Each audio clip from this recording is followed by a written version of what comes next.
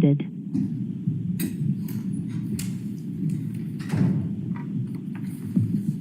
Julie, come set this up.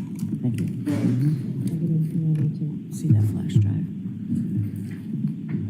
Now open the meeting. Here, I need my mouse too.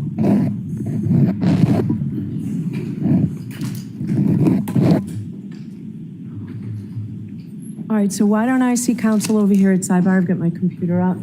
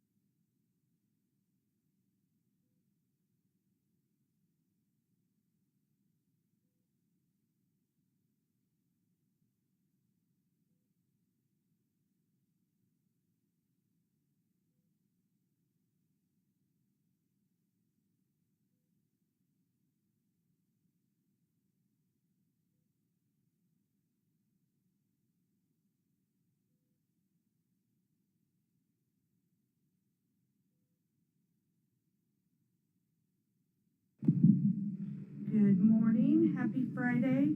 Can you believe it's closing arguments already? I'm like, say what? But I'm excited. Let's see how this goes. Oh, that lady that told me to fuck off on X, she blocked me too. Like I was gonna, yeah, nuts. Anyway, happy Friday. I'm looking forward to these closing arguments. By the way, Lori Vallow was found guilty, of course.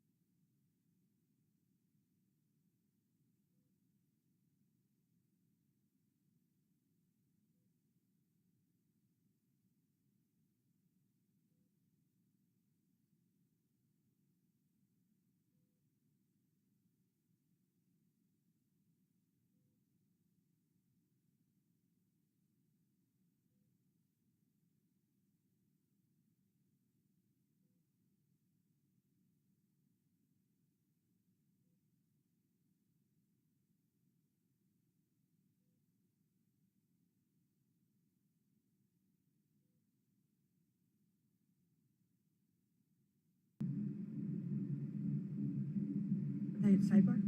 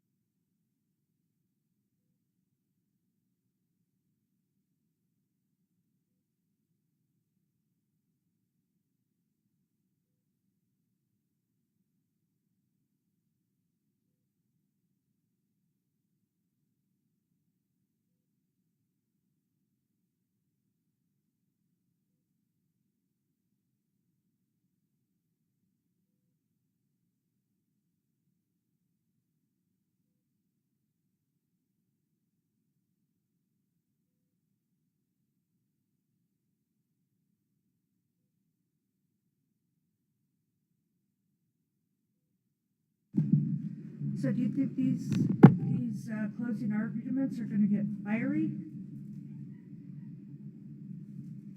I wonder how the outside of the courtroom is. I bet the courthouse, I bet it's nice and packed with each side, thank goodness. Glad everybody has an opinion. It's important.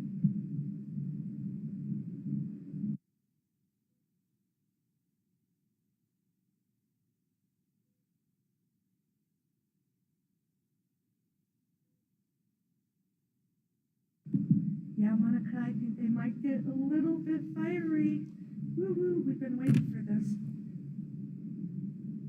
So funny, I was thinking, or telling Jen from Facebook that we were thinking the second trial was going to be just like the first. Wow, were we wrong. Let's see how closing arguments go. Super excited.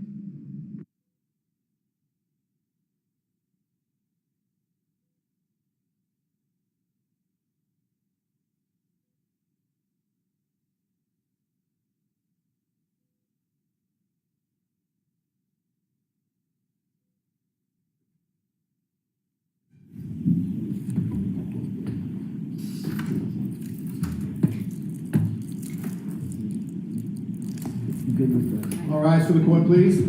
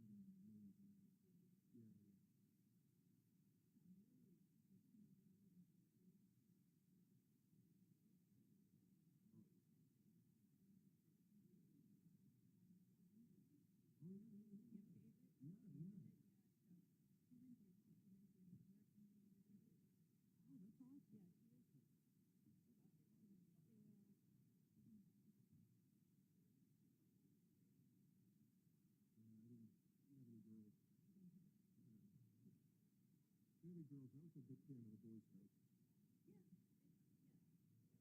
I mean, I like the Boy Scouts. It had its, at least in Dorchester, it had its downsides.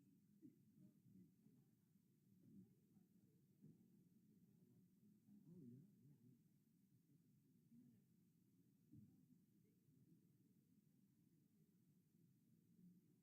I think it was the Boy Scouts. Yeah.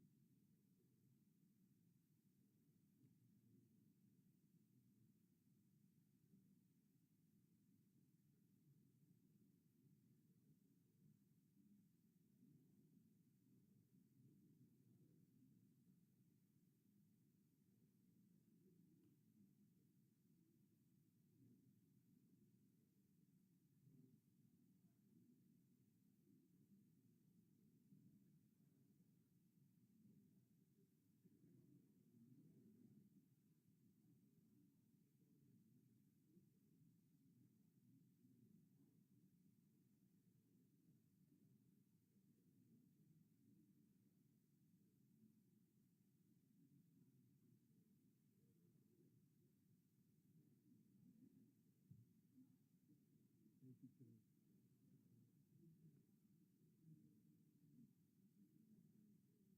I'm sorry? Well, they actually went over it, and they didn't have a problem with it.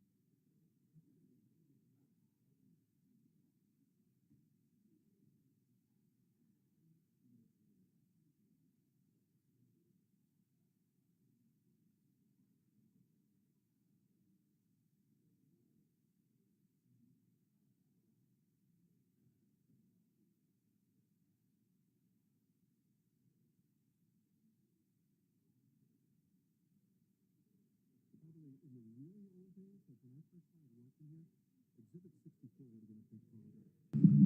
You think empty beds laying down the law right now? Just the defense. Charlie said, I have CRS, can't remember shit. Especially on this beautiful Friday, summer day, it's beautiful here. Finally.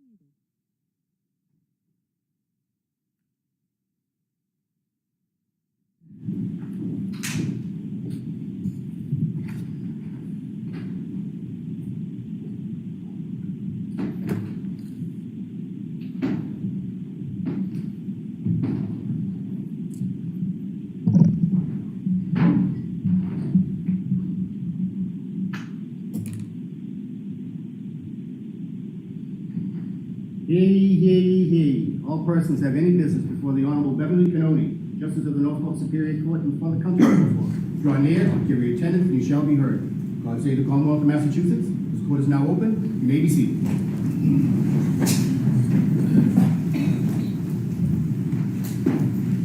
Good morning, jurors. Good morning. So I have started far too many mornings by saying to you folks, I apologize for the inconvenience, having you wait around so long. I appreciate your patience. I didn't want to do that today, but I had to do that today. Everybody has worked so hard on this trial, the jurors, the lawyers, the witnesses, that everything has to be right before you hear it. So I needed to do that this morning, so I apologize. I do have to ask you those 3 questions. Were you all able to follow my instructions and refrain from discussing this case with anyone since we were here yesterday?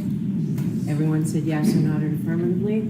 Were you also able to follow the instructions and refrain from doing any independent research or investigation into this case? Everyone said yes or nodded affirmatively. Did anyone happen to see, hear, or read anything about this case since we left here yesterday? So as you know, it's time for closing arguments. And when I was a trial lawyer, I never liked it when just before closing arguments, just before I stood up, the judge would say, jurors, remember, closing arguments are not evidence. But it's true. Closing arguments are not evidence. The lawyers aren't witnesses. And because they're not evidence, I need you to put away your notebooks because you can't take notes on them. But the reason it used to bother me is because I sensed that it made it sound like they're less important than anything else in the trial, and they're not. They're certainly a very important part of the case. And we've all noticed that you've paid very close attention to this case, and we know that you'll do the same to the closing arguments. A couple of things I want to say, and you'll hear more about this in greater detail when I give you the charge. First is, you folks are the fact finders. So it's what you find from the testimony, your memory of the testimony. This has been a long trial, but your memory of the testimony, not the lawyers and not mine. So if the lawyers or I say anything that doesn't square with your memory, it's your memory that serves.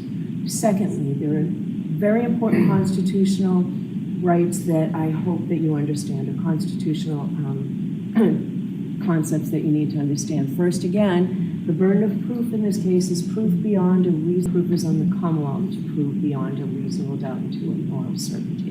And because of that, in Massachusetts, because the Commonwealth has the burden of proof, the Commonwealth goes last in closing arguments. I've given each lawyer an hour and 15 minutes, and I'm not going to stop them.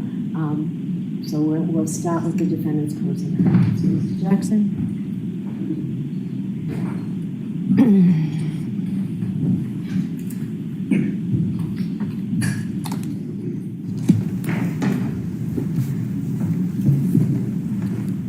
There was no collision. There was no collision.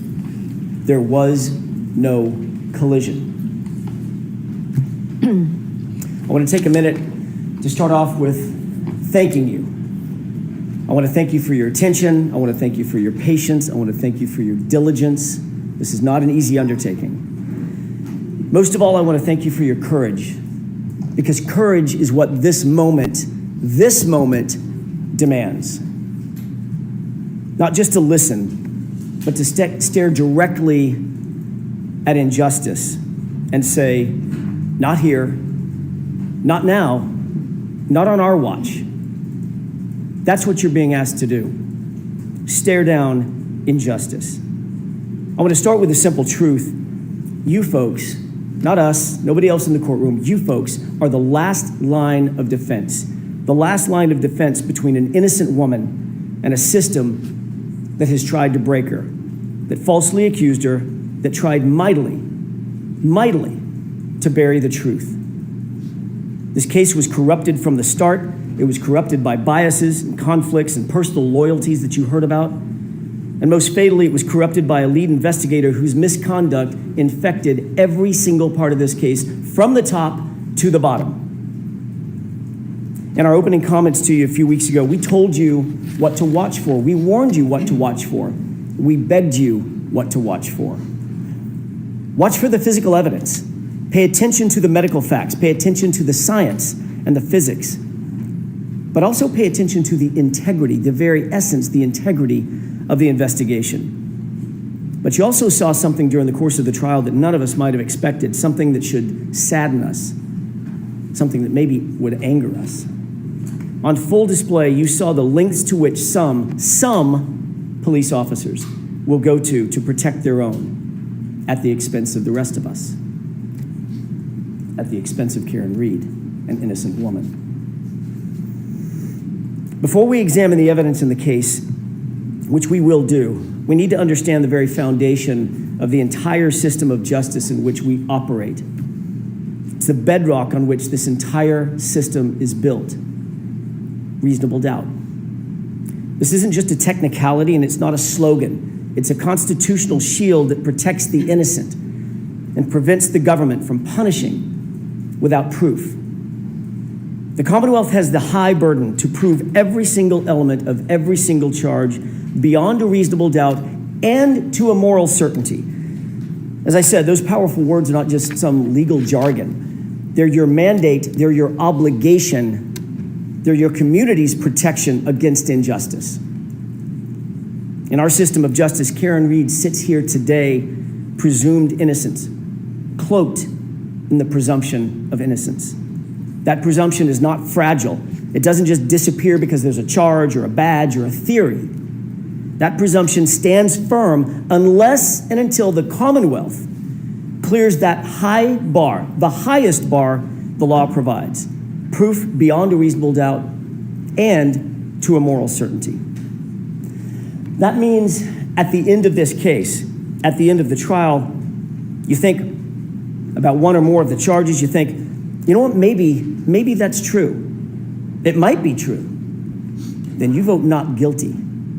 If you think it's possibly true or probably true, your vote must be not guilty. If someone among you thinks it's likely true or even very likely to be true, your vote is not guilty. It's because none of those standards, maybe, might be, possibly, probably, likely, very likely, none of those meets the extraordinary burden of beyond a reasonable doubt and of beyond a reasonable doubt. And a moral certainty means a level of confidence. A moral certainty means a level of confidence so strong, so incredibly unshakable. You would go home, that you could go home, you would go home and say, look your loved ones in the eye and say, I am probably not likely. I'm morally certain, and my certainty remains unshakable. Defines moral certainty as the highest level of certainty known in all human affairs. Think about that. You must be that certain about the entirety, not part of, the entirety of the Commonwealth's case. As we discuss this case, you'll see that the Commonwealth comes nowhere near, nowhere close to reaching that extreme burden of proof. Ladies and gentlemen, on January 28th, 2022, it was a Friday night, and John O'Keefe and Karen Reed made plans to meet up with friends, go out for drinks. You saw through video evidence and eyewitnesses that they were affectionate, they were loving, they were in good spirits throughout that evening. They started off at C.F. McCarthy's, which you've heard about, and eventually made their way over to the Waterfall Bar and Grill. When they got there, the Albert family, they were already there, and they were already drinking. The Albert family, it's been established as a very well-known family in Canton. They've got quite the reputation. Brian Albert was at the Waterfall, a longtime Boston police officer. His wife, Nicole Albert, was there. She was with him. His brother, Chris Albert, who was a Canton board selectman, he was there. His wife, Julie Albert, their daughter, Caitlin, and his sister-in-law, Jennifer McCabe, whom you met, and her husband, Matthew McCabe, whom you did not meet. They were all there drinking before John and before Karen ever arrived. But also present at the Waterfall that night was Brian Albert's friend, Brian Higgins. We know that he had a romantic design on Karen. That becomes an incredibly important fact as we discuss the facts of this case. As the bar was closing around midnight, the Alberts invited everybody back to their house. They wanted to keep the night going. But the evidence revealed something interesting, that the invitation to John O'Keefe appears to have been for a different reason, an alternate reason. Think about the video of Brian Higgins and what Michael Proctor in his investigation completely and utterly ignored. Higgins was agitated after a day of drinking, agitated that it was John and not Karen, John with Karen, not him. Recall that ominous text that he sent to Karen with her and John standing just feet away. Well? He got no response. And then we see this.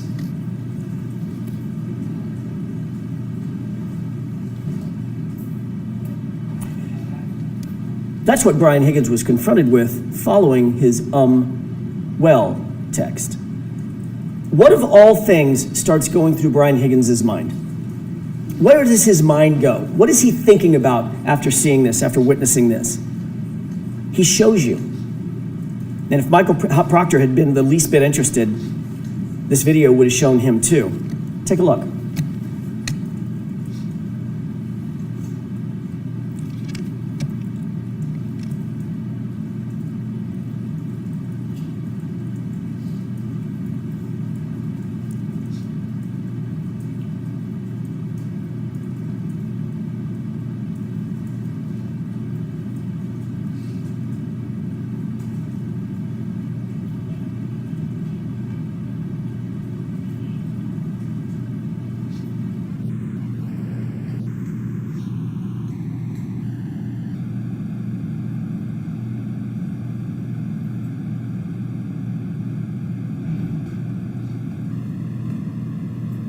Sparring, practicing, fighting techniques. Where was Brian Higgins' mind? What was he thinking about? And then what happens? Before you look at the next video, think about what you're going to see. This next video is after he sees John kiss Karen on the forehead, after he sends that aggressive text to Karen with her standing just feet away. Watch closely, and this is what you're going to see. This is what Michael Proctor in his investigation completely ignored. Higgins is very clearly upset. He's agitated. Chris Albert tries to control him. He tries to talk to him, calm him down perhaps. Chris forcefully grabs Higgins' arm. You'll see that in the video that you're about to watch. It appears that Chris is trying to calm him down from something. Brian Albert's standing right there with the other two men, but Brian Higgins is having none of it. He appears to be hyper-focused on one person and one person only, John O'Keefe. In an instant, Higgins angrily jerks his arm away from Chris. Higgins rubs his brow, and he directly gestures at John. A gesture that looks a lot like, let's step outside. Let's go outside. But John looks at him, takes a swig of beer, completely ignores him. Take a look.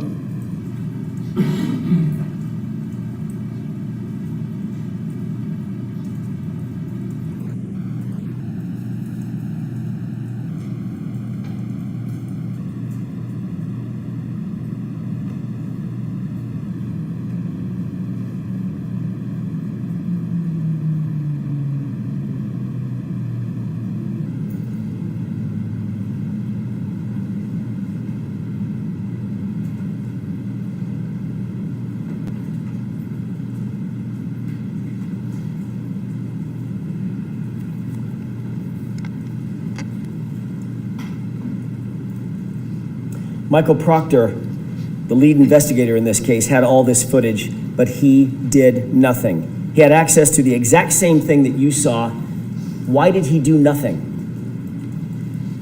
A few minutes later, Higgins then texts John directly. Friends, they barely spoke or even acknowledged each other when they walked into the bar together, other than a quick greeting. So why was Higgins coaxing John over to 34 Fairview? You coming here after this? And why not text Karen? Because at that moment, he wasn't interested in Karen. He was interested in John O'Keefe. This is about 5 minutes before John gets out of the SUV and walks toward the house, about 5 minutes before Karen sees him alive for the last time. So what happened inside that house, or that basement, or that garage? What evidence was there for the investigators to look into? What did they ignore? Laceration over John's right eyelid, black eyes, a large dog at the home, an obvious dog bite on John O'Keefe's right arm, a head injury from falling backward onto a hard surface, alleged surface, a text from Higgins, one of the last people to ever communicate with John O'Keefe. "You come in here?"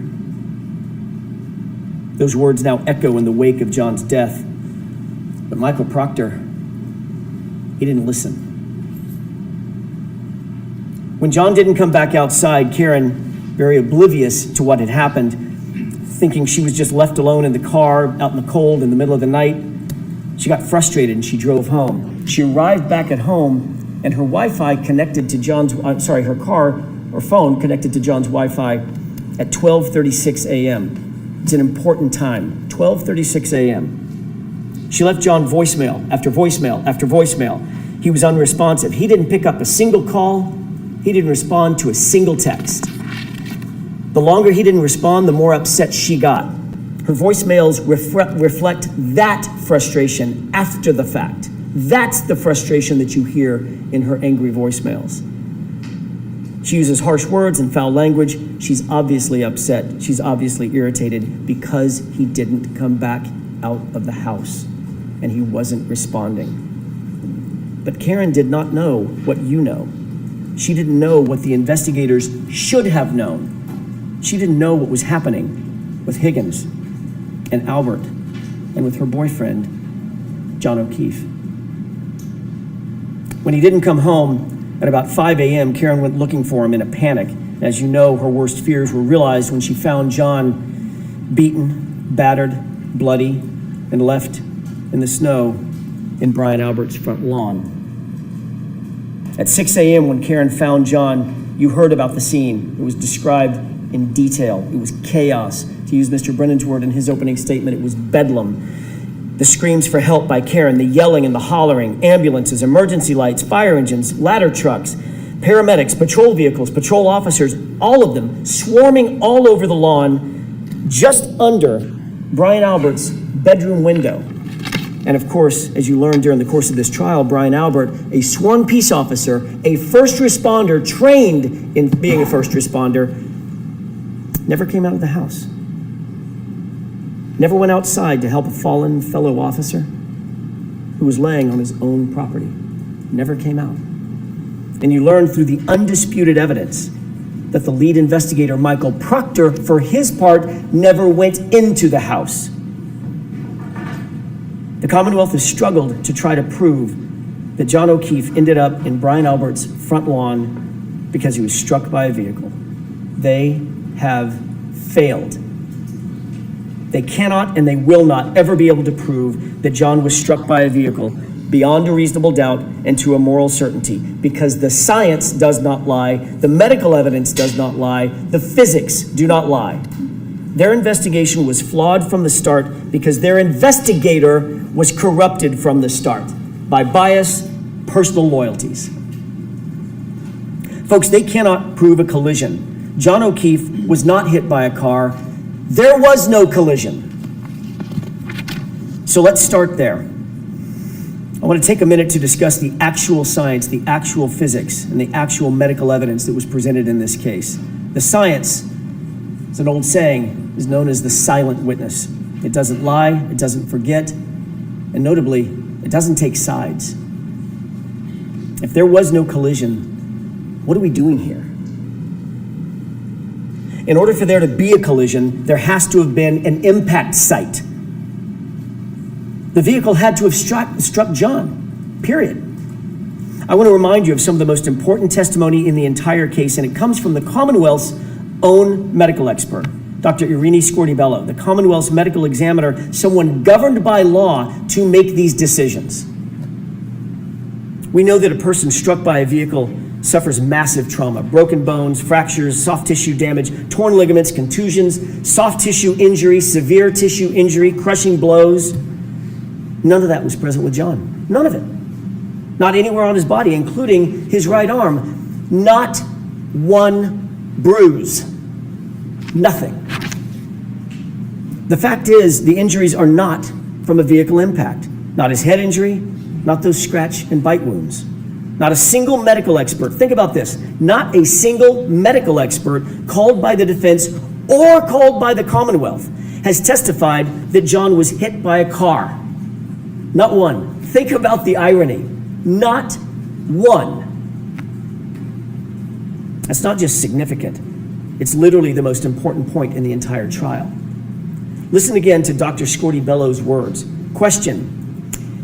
You did not include in your autopsy in any fashion any discussion of whether Mr. O'Keefe's injuries were consistent with a motor vehicle accident. Did you? Answer. No, I did not. She told you, quote, I did not see any evidence of an impact site, end quote. She was talking about John's body. The Commonwealth's own medical examiner, Dr. Scorti-Bello, performed the autopsy. She did it personally. She's the only one to have personally examined John's body, and she found no evidence of an impact site on his entire body. That in and of itself is reasonable doubt. You don't need anything more. The Commonwealth's case is done. It's cooked. Their own experts said there is no evidence of a collision, no evidence of an impact. If you want to know what an impact looks like, take a look at this.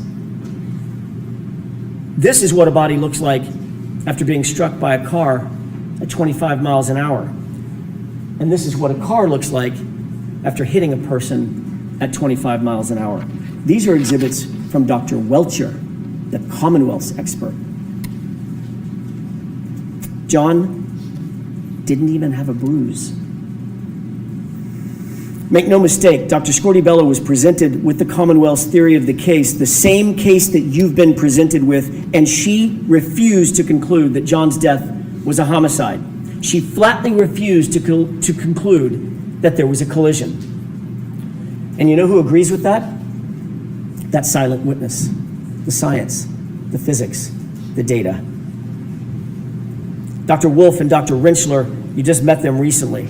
They explained they were not initially hired by the defense. They were asked by another agency to conduct their analysis. They looked at the evidence from both sides, not taking a side for the defense or the Commonwealth, completely independent. They looked at the damage to the SUV on the one side of the coin. They looked at the injuries to John O'Keefe on the other side of the coin. Both PhDs, both engineers determined there was no collision. I'm not saying it. The science says it. That SUV's taillight was not damaged by striking an arm, and John was not struck by a 6,000-pound SUV. Period. Full stop. Dr. Dan Wolf did the testing on the taillight. Actual testing, not some ridiculous blue paint kindergarten project. He did lab testing. He did field testing. He did data testing. Actual impact force analyses. In every single test at every single speed, the taillight damage was inconsistent with striking an arm. In every test, the taillight damage was inconsistent with damaging the shirt, the sweatshirt. Remember that severe internal damage to Karen Reed's taillight. Not just the outer lens. The internal diffusers were completely smashed, completely shattered. ARCA testing established that all the internal components of every single test taillight, especially the diffusers, remained completely intact. Conversely, on Karen's taillight, the diffusers were almost completely gone. Folks, understand something. If any part of that diffuser portion of the taillight is broken, there is no light. It doesn't illuminate at all. It's just black. Let's take a look at a couple of photos. At 5:07 a.m. at One Meadows, that's the photograph on the left. What do you notice about the right taillight? It's completely illuminated. Later, at 4:12 in the afternoon, photograph on the right, it's lit up. How can that be?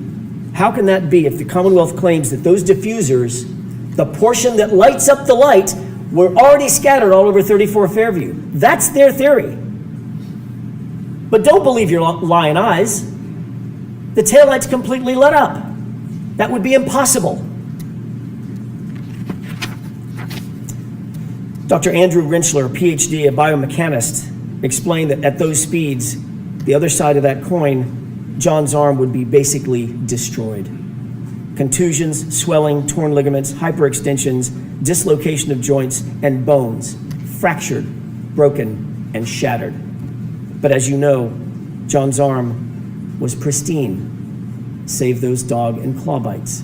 He didn't even have a bruise. Think about this. Think about that photo of those x-rays as you deliberate. You can manipulate a taillight fragment. That's not that hard. You can't manipulate a bruise. If they claimed the car was going fast enough to shatter the taillight and shatter the diffusers, then it was also going fast enough to destroy and shatter John's arm, and it simply did not. How do they square that? They don't, and they can't. So they spent nearly $400,000 of taxpayer money to hire someone to dress up and look like John and paint his arm blue, which told you exactly nothing. The ARCA testing, conversely, also established that it is impossible for John's sweatshirt sleeve to be damaged by an impact with the taillight. The Commonwealth's theory is that the sleeve of John's hoodie sweatshirt was damaged by flying shards of taillight slicing through the shirt and through John's arm. I have 3 questions. Number 1, John's arm had about 36 abrasions. How did 36 shards of acrylic go through 9 tiny little puncture holes? How'd that happen? Somebody needs to answer that. Number 2, why are there no slices or cuts in the hoodie? All the defects are punctures.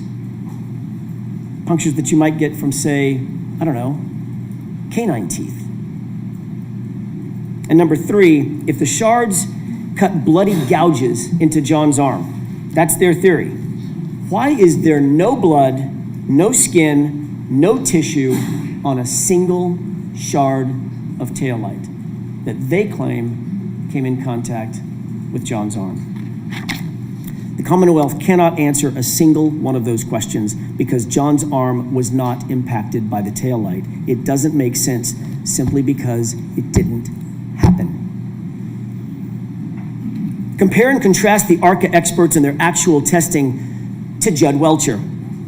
He came to you in the Commonwealth's case in chief, and he told you that for the better part of $500,000, he'd come in and testify that John was tall enough to touch the taillight with his elbow. That's it. And even in that basic demonstration, he had to lean in to manipulate it, to get the results that he wanted.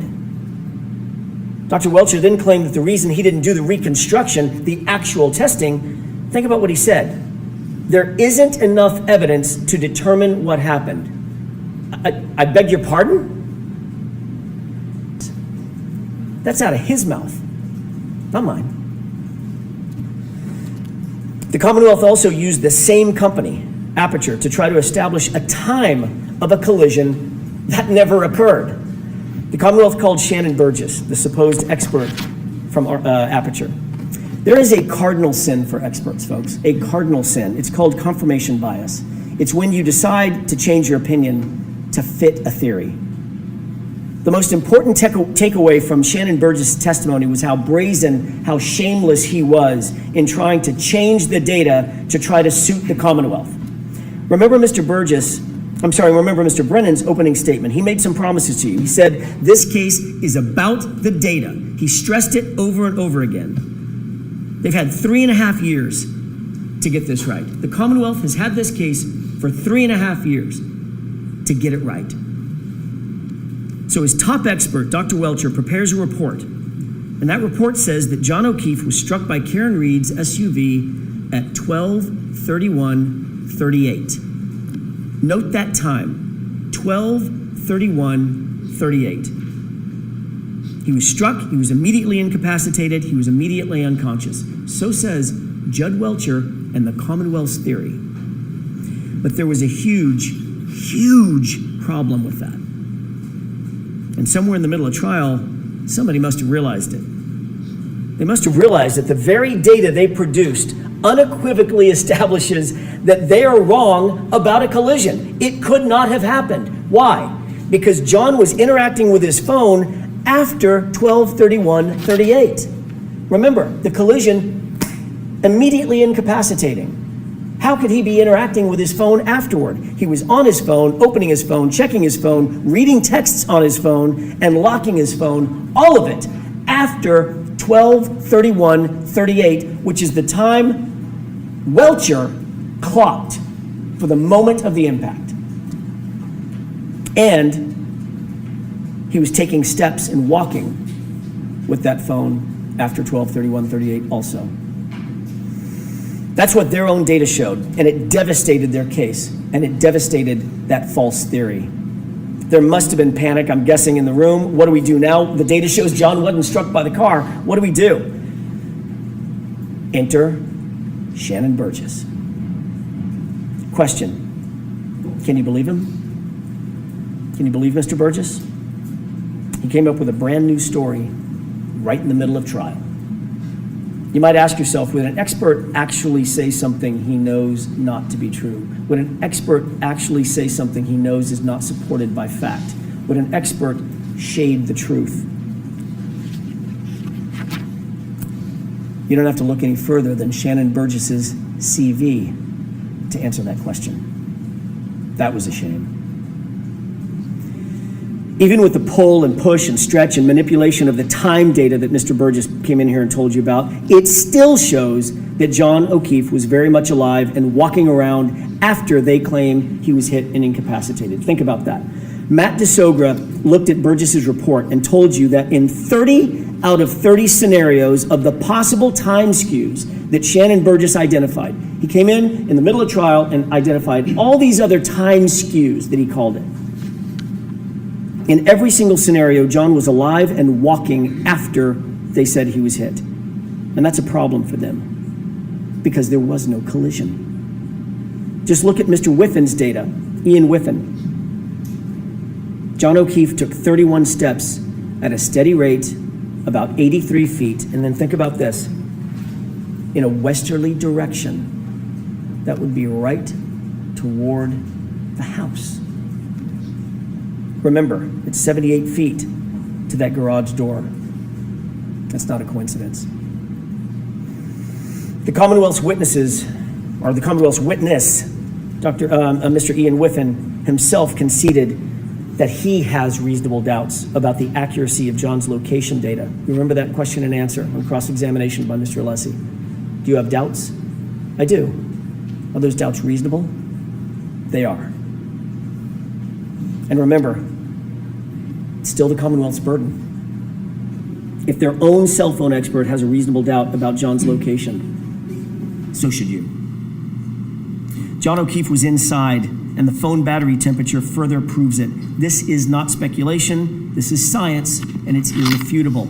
It tells us that he was not laying outside in the cold, he was inside somewhere a little bit warmer. Ian Whiffen told you that when the iPhone is exposed to freezing temperatures, think about these numbers. When the iPhone is exposed to freezing temperatures, it will drop from 81 to 21 degrees in 15 minutes. 15 minutes. That's a 60-degree drop in 15 minutes. Now look at John's phone. It was laying, according to the Commonwealth, it was laying directly on frozen ground. He arrived at 34 Fairview and his phone dropped only 20 degrees over the course of an hour. Then inexplicably, it stayed steady, never dropping below 50 degrees for the next 4.5 hours. Never dropping below 50 degrees for the next 4.5 hours, basically through the entire night. He was not outside. He was someplace warmer, like a basement or a garage. Dr. LaPosada confirmed that John O'Keefe did not have hypothermia. No telltale signs, no telltale Wisniewski spots, no frostbite on any extremity. He did not die of hypothermia because he wasn't outside. Dr. Isaac Wolf, Dan Wolf, Elizabeth LaPosada, Judson Welcher, Andrew Rinchler, all agreed. Every expert agreed.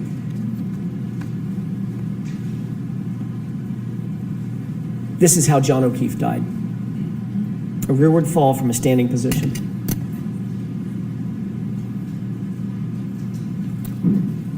What could make you fall straight back like that? Let's just think about that for a second. What could make you fall from a standing position as Judd Welcher just showed us? Standing up, falling straight back. Add a laceration to the right eye consistent with a fist or a punch, and you've got your answer.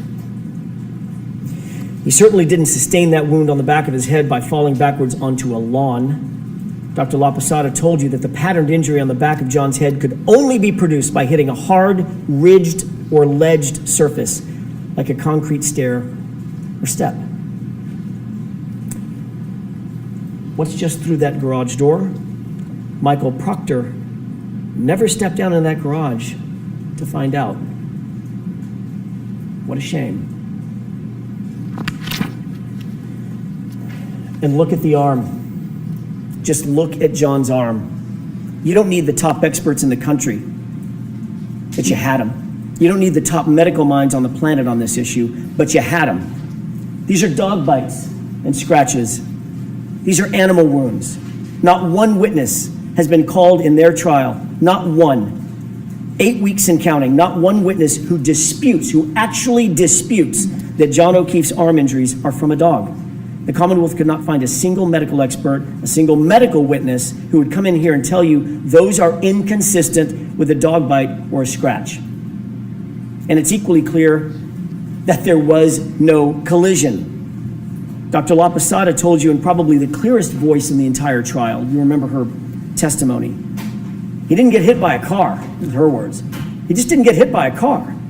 You remember the question that was posed by Mr. Brennan, did you consider the speed of the vehicle? And she said, speed didn't matter because he didn't get hit by a car. She repeated it 3 times because it's true, not just because she says so, but because the medical evidence proves it. The medical science proves it. There was no collision. Dr. Rentschler told you unequivocally and just as firmly he didn't get hit by a car. The Commonwealth has not met their burden. They cannot meet their burden. The Commonwealth hasn't called a single medical professional, not one, to testify that John's wounds came from being hit by a car. Not Dr. Scorti-Bello, not Dr. Isaac Wolf. Contrast that with the caliber and the quality of the experts who came in here to tell you what is obvious to anyone with common sense. Those wounds on his right arm are from a dog. This was not an oversight by the Commonwealth. It's just that there is no one out there. No matter how big a check you write, there's not a medical expert who's going to disagree with that. The fact is, this is the central fact in the case. The only fact that matters is literally uncontested by every medical expert. Uncontested, undisputed. There is no evidence that John was hit by a car. None. How much more reasonable doubt could there be? This case should be over right now. Done. Because there was no collision. So given all that, how did Karen Reed end up sitting here? Why is she even here? Why is she in that chair? Why is she in this courtroom? There is a reason for that. And it's a reason they don't want to tell you, and it's a reality they don't want to admit to. The reason we're here is because the system, the very system that was meant to protect her, that was meant to protect all of us, that system has failed badly. So now let's discuss the facts that were and were not presented by the Commonwealth in this case. Over the next few minutes, I want to talk about the utter failure of the police to investigate this properly and to investigate this fully. And what you're going to see is that Michael Proctor, the lead investigator for the Commonwealth, did nothing to actually and properly investigate this case. Let's start with the house. That's the most logical place to start. I think you'd agree. Brian Albert's house, where John's body was discovered lifeless in the lawn. A man, a police officer, no preservation of evidence, no crime scene log, no search warrants, no consent searches, no photographs of the house interior. They didn't treat the house as a crime scene, and shamefully, they didn't even treat the yard as a crime scene. The lame excuse offered by retired Lieutenant Gallagher, it was really cold and windy, and I didn't know if there was a crime that had been committed. What? You didn't know that a crime had potentially been committed? You have a man laying dead in the yard, and here are the undisputed facts that those officers were confronted with. Black eyes. Obviously, black eyes are consistent with a fight. Bloody nose, also consistent with a fight. Bleeding from the face, consistent with a physical altercation. A cut over the right eye, consistent with a punch. No coat in the freezing cold, not dressed for outside, dressed for inside, and one shoe on. I wonder where the other shoe could be. I don't know, maybe in the house 30 feet away. And then you find a broken and shattered drinking glass next to him, the type of glass that you might find, I don't know, let me think about this, in a kitchen, in a house, 30 feet away. And John's phone was tucked neatly under his back shoulder. Lieutenant Gallagher actually claimed he did not know it was a potential crime that needed investigating. The neighbor across the street, Detective Lieutenant Kelleher, had a ring camera that was pointed at the exact direction where John O'Keefe would have been hit, and nobody bothered to secure it. Nobody bothered to secure it. Nobody even bothered to look at it. Of course this was a potential crime scene. Of course it was. Let's not forget, this was Brian Albert's house, and that comes with privileges. Quote, is the homeowner going to catch any shit? Nope. He's a Boston cop too, end quote. That quote starts to make a little more sense now, doesn't it?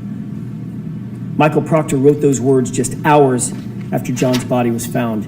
He sent this in a private chat, in a private text he never, ever believed would ever be revealed. He sent that text in a series of messages that now belong to you. You weren't given the opportunity to hear from Michael Proctor, but you can read his thoughts for yourself. And I urge you, go read them. They're in Exhibit 209, in case you're wondering. But here are the highlights. Proctor starts the conversation, quote, all the powers that be, one answers ASAP. He's getting pressure, obviously, to get this done. His friend then asks what Proctor's probably thinking at the time, quote, I assume you guys are out to make it cut and dry since it involves cops. Something stinks. And Proctor responds, yeah, to the something stinks. And then he goes on, but there will be some serious charges brought on the girl.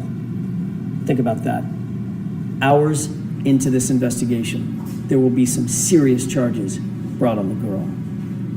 She's a whack job cunt. Yeah, she's a babe. Weird Fall River accent, though. No ass. No ass bitch. She's got a leaky balloon knot. Leaks poo. Zero chance she skates. She's fucked.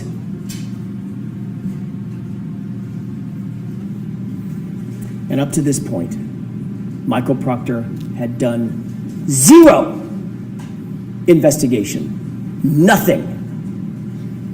Save talk to a grand total of 3 people, all of whom were named Albert or McCabe. That's it. And this was his mindset. This is the same lead investigator who sent the group chats that you heard about with Sergeant Buchnick. Late night, sitting at his office, rifling through Karen's phone, bragging about looking for naked pictures of her. That text wasn't sent to his buddies or his friends. That text was sent to his supervisors at the Massachusetts State Police, for God's sake. And what was their response? Sergeant Buchanan liked this conduct with a big old thumbs up. He encouraged it. Ladies and gentlemen, a lead investigator is every investigator is supposed to be objective, an objective fact finder. No bias, no agenda. Michael Proctor went far beyond just insulting Karen Reed. He dehumanized this woman. He betrayed her as a human being. He was fired for this blatant bias. If the Massachusetts State Police can't trust him, how can you trust him with this investigation and with your verdict? And with Karen Reed's life. The lead investigator in a murder trial was never called to testify. Think about that. that should stop you in your tracks. Wouldn't you want to hear from Michael Proctor? Wouldn't you want to hear from the lead investigator in the case? Don't you have questions? The Commonwealth did not present their own lead investigator to the jury, the very jury who is charged with judging the investigation. Michael Proctor clearly is radioactive, and the Commonwealth stayed away from it. Michael Proctor is no longer a Massachusetts State Police officer. He wasn't transferred. He didn't go on sabbatical. He didn't retire. He didn't resign. He was fired. He was terminated for cause. The Massachusetts State Police investigated him, found him guilty of dishonorable conduct, not just for those text messages, folks, for sharing confidential information with witnesses and for bias. Not just any bias, bias in this case. Fired. This is the man who touched every single piece of important evidence in this case. All the evidence that was brought before you in this trial went through his hands one way or another. The shirts, the shards. Remember that when Mr. Brennan gets up and gives his closing argument. The shirts, the shards, all in Michael Proctor's possession. Mr. Brennan and the Commonwealth, I think, have pinned their hopes on some microscopic pieces of, or close to microscopic pieces of plastic that were claimed to have been scraped from the hoodie several months after the fact. What he failed to ask every single every single witness is who had access to that shirt and who had access to those taillight fragments, and the answer is it was Michael Proctor. Not for days, not for weeks, for months on end, for months unaccounted for, before they were submitted to the crime lab, before they were ever scraped. Just go look at the chain of custody documents. You've got them. Why didn't Michael Proctor give those clothes to Maureen Hartnett with the crime lab when she was at Canton PD just days after the fact to receive those Solo cups? Remember that? Just a few days later, she was there. She drove up. She did the driving to take the Solo cups in the grocery bag, which has a ridiculous aspect to it in and of itself as well. Why not just give her the shirts as well? Give her the taillight fragments if any were found at that point. Why hold on to them? What could possibly be a reason? Why wait until March to book those into evidence? Now let's talk about some of the other problems with the Commonwealth's evidence. As I indicated, there was no blood, no skin, no tissue, no DNA found on a single piece or shard of the taillight that the Commonwealth claims cut and sliced into John O'Keefe's arm. Where is that trace evidence? Where is that biological evidence? The DNA. Where is it? They've got nothing. Not a single piece that the Commonwealth wants you to believe cut up John's arm. How is that possible? It's not possible. The only way it's possible is if those shards never touched his arm, because it was a dog. Oh, and the one sample of DNA that they did find, by the way, it was found on the outer, smooth part of the housing. Not any shard, it was the outer, smooth part of the housing. Nothing that they claim actually came in contact with John O'Keefe. Number two, that sample had DNA of two other men, two other unidentified males. That tells you that that DNA had nothing to do with a car strike. That DNA would be expected to be, John's DNA would be expected to be all over that car. Inside, outside, he had access to that car for months and months and months. He was in and out of it all the time. Show me some blood, then we'll talk. They can't, and they won't because it doesn't exist. That SUV never hit John. The hair found on the bumper. The Commonwealth really stretched its own credibility on this one. That magic little hair on the SUV supposedly survived a 37-mile drive in 47-mile-an-hour winds. But that little magic hair just clung there, just hung on. That same hair that moved in between photos in the Sally Port. Remember that? There were two photos taken, and it was either the breath of the photographer or just the movement of walking by the hair. It literally moved between the two photographs. But that hair is supposed to have hung on in a 37-mile drive in a blizzard. The only thing that hair proves that the Commonwealth is embarrassingly grasping at straws. That hair has nothing to do with anything. But it doesn't stop there. There was another revelation at trial, a big one, a huge one, and it came from a very unlikely source. Christina Hanley, the quiet, reserved criminalist who told you something the Commonwealth likely did not want revealed because it's devastating to their case. Absolutely devastating. And it's this. The glass on the bumper didn't match the cocktail glass. None of it. Remember, February 11th, Michael Proctor, without any other person with him, no witness, no supervisor, no other person with him, claims to have found a single piece of glass at the scene. February 11th, single piece of glass, Michael Proctor. Keep that in mind. Interestingly, the glass on the bumper that didn't match the cocktail glass, one piece did match one other thing, the Proctor glass. Those two go together. The only two things that go together from that bumper are the Proctor glass. We know that there's no glass in the taillight. We know that nothing else was shattered on the vehicle. Therefore, from a cocktail glass. So how did he get on that glass on the bumper? The only thing it matched was Michael Proctor. What about the Ford Edge and that snowplow driver, Brian Loughran? He observed that Ford Edge parked outside Brian Albert's house at 3:30 a.m. That vehicle was moved directly in front of where John's body was found sometime between 2:30 and 3:30 in the morning. The only person connected to a car of that make and model, Brian Albert. Michael Proctor did nothing to investigate that point. Did nothing to investigate whose Ford Edge was parked in a spot specifically to block the line of sight in the exact position where John's body would be later found by Karen Reed. No one, not Michael Proctor or anybody else, checked it for evidence. No one even asked any questions about it. That Ford Edge, Brian Albert's Ford Edge, completely ignored. Michael Proctor failed to interview obvious witnesses in this case. Why? Why didn't he want to speak to the snowplow driver, Brian Loughran? Why did he falsely claim that no one plowed the roadway that morning? When police dash cam video, you saw the dash cam, it shows plows going back and forth all morning.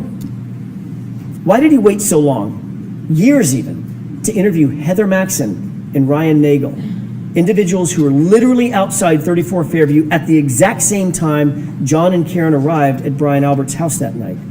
Brian Loughran, had he been investigated or interviewed, would have told Michael Proctor that he drove past the lawn multiple times on January 29th, and there was no body on the lawn. He would have had a perfect view. Remember, the weatherman told you there was only enough snow at that time. I think he said, in a very charming phrase, only enough snow to track a cat. I think that was it. There was no body there. Heather Maxson and Ryan Nagel would have told him that they arrived at 34 Fairview shortly after Karen and John pulled up behind them, and they would have told Michael Proctor, at least Heather would have told Michael Proctor, that when she left 10 minutes later, she drove past the SUV and observed Karen Reed in the driver's side, dome light on, passenger seat empty. So where was John? Wasn't outside, wasn't sitting down, wasn't laying down. There's only one place he could be. We could all say it together if you could talk with me. He was in the house. Now, Michael Proctor did not want to have those answers. He did not want to have to disclose those answers. He didn't want the truth. The Commonwealth hasn't presented a shred of evidence of when Karen Reed consumed her last drink that night. Think about that. That's critical information that the Commonwealth has to prove beyond a reasonable doubt and to a moral certainty. They have to prove when her last drink was that night. They have to prove it.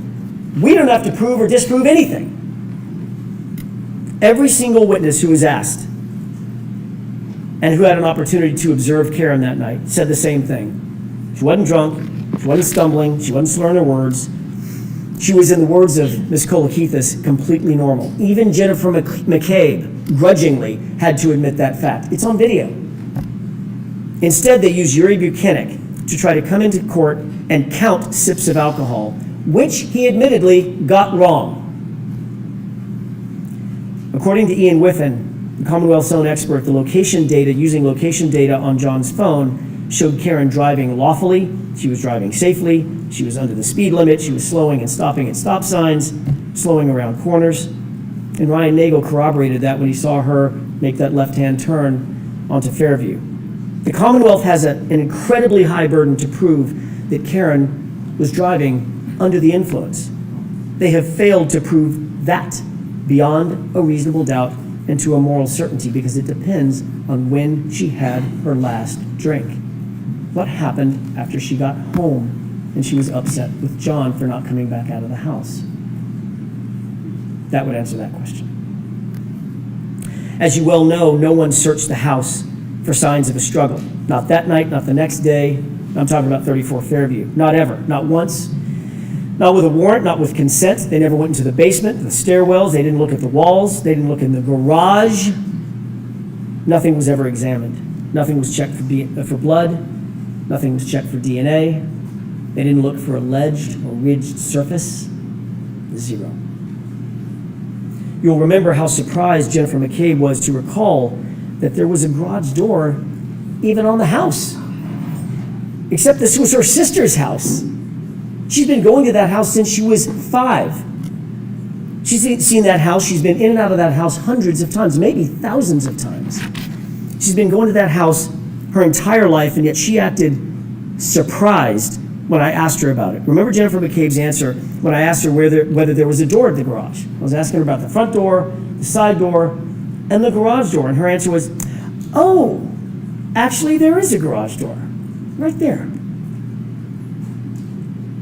Investigators never opened that door.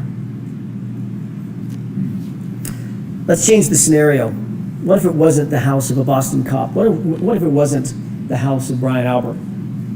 We can be certain that investigators would have torn that house apart to get answers about why a fellow police officer was laying dead on the homeowner's lawn. You can betcha. But because this was Brian Albert's house, a Boston cop, nope. And because he was a fellow cop, an insider, they didn't even open the door. That is not justice, folks. That's just pure favoritism. Each of these facts is more than a question mark. They're failures of duty. They're blank spots on a map where justice is supposed to live. And every single one is a reason why you cannot convict Karen Reed. Reasonable doubt abounds. If the Commonwealth failed to investigate every reasonable alternative, how dare they come in here and ask you for a verdict? They didn't investigate the case fully, and yet they're asking you to take the easy road and do their job for them. These facts do not represent reasonable doubt. Nothing does. Every one of these facts that you're seeing that we're talking about represents reasonable doubt. Every one. The police and the prosecution are in a position to take people's liberty. It's the most dire and consequential act a civilized government can take against one of its citizens. Their obligation is not just to try to get it right. They have to convince you to the highest degree of certainty known in human affairs. They have to do it all, every bit of it, beyond any and all reasonable doubt. And they have not done that here. And how about the homeowner himself?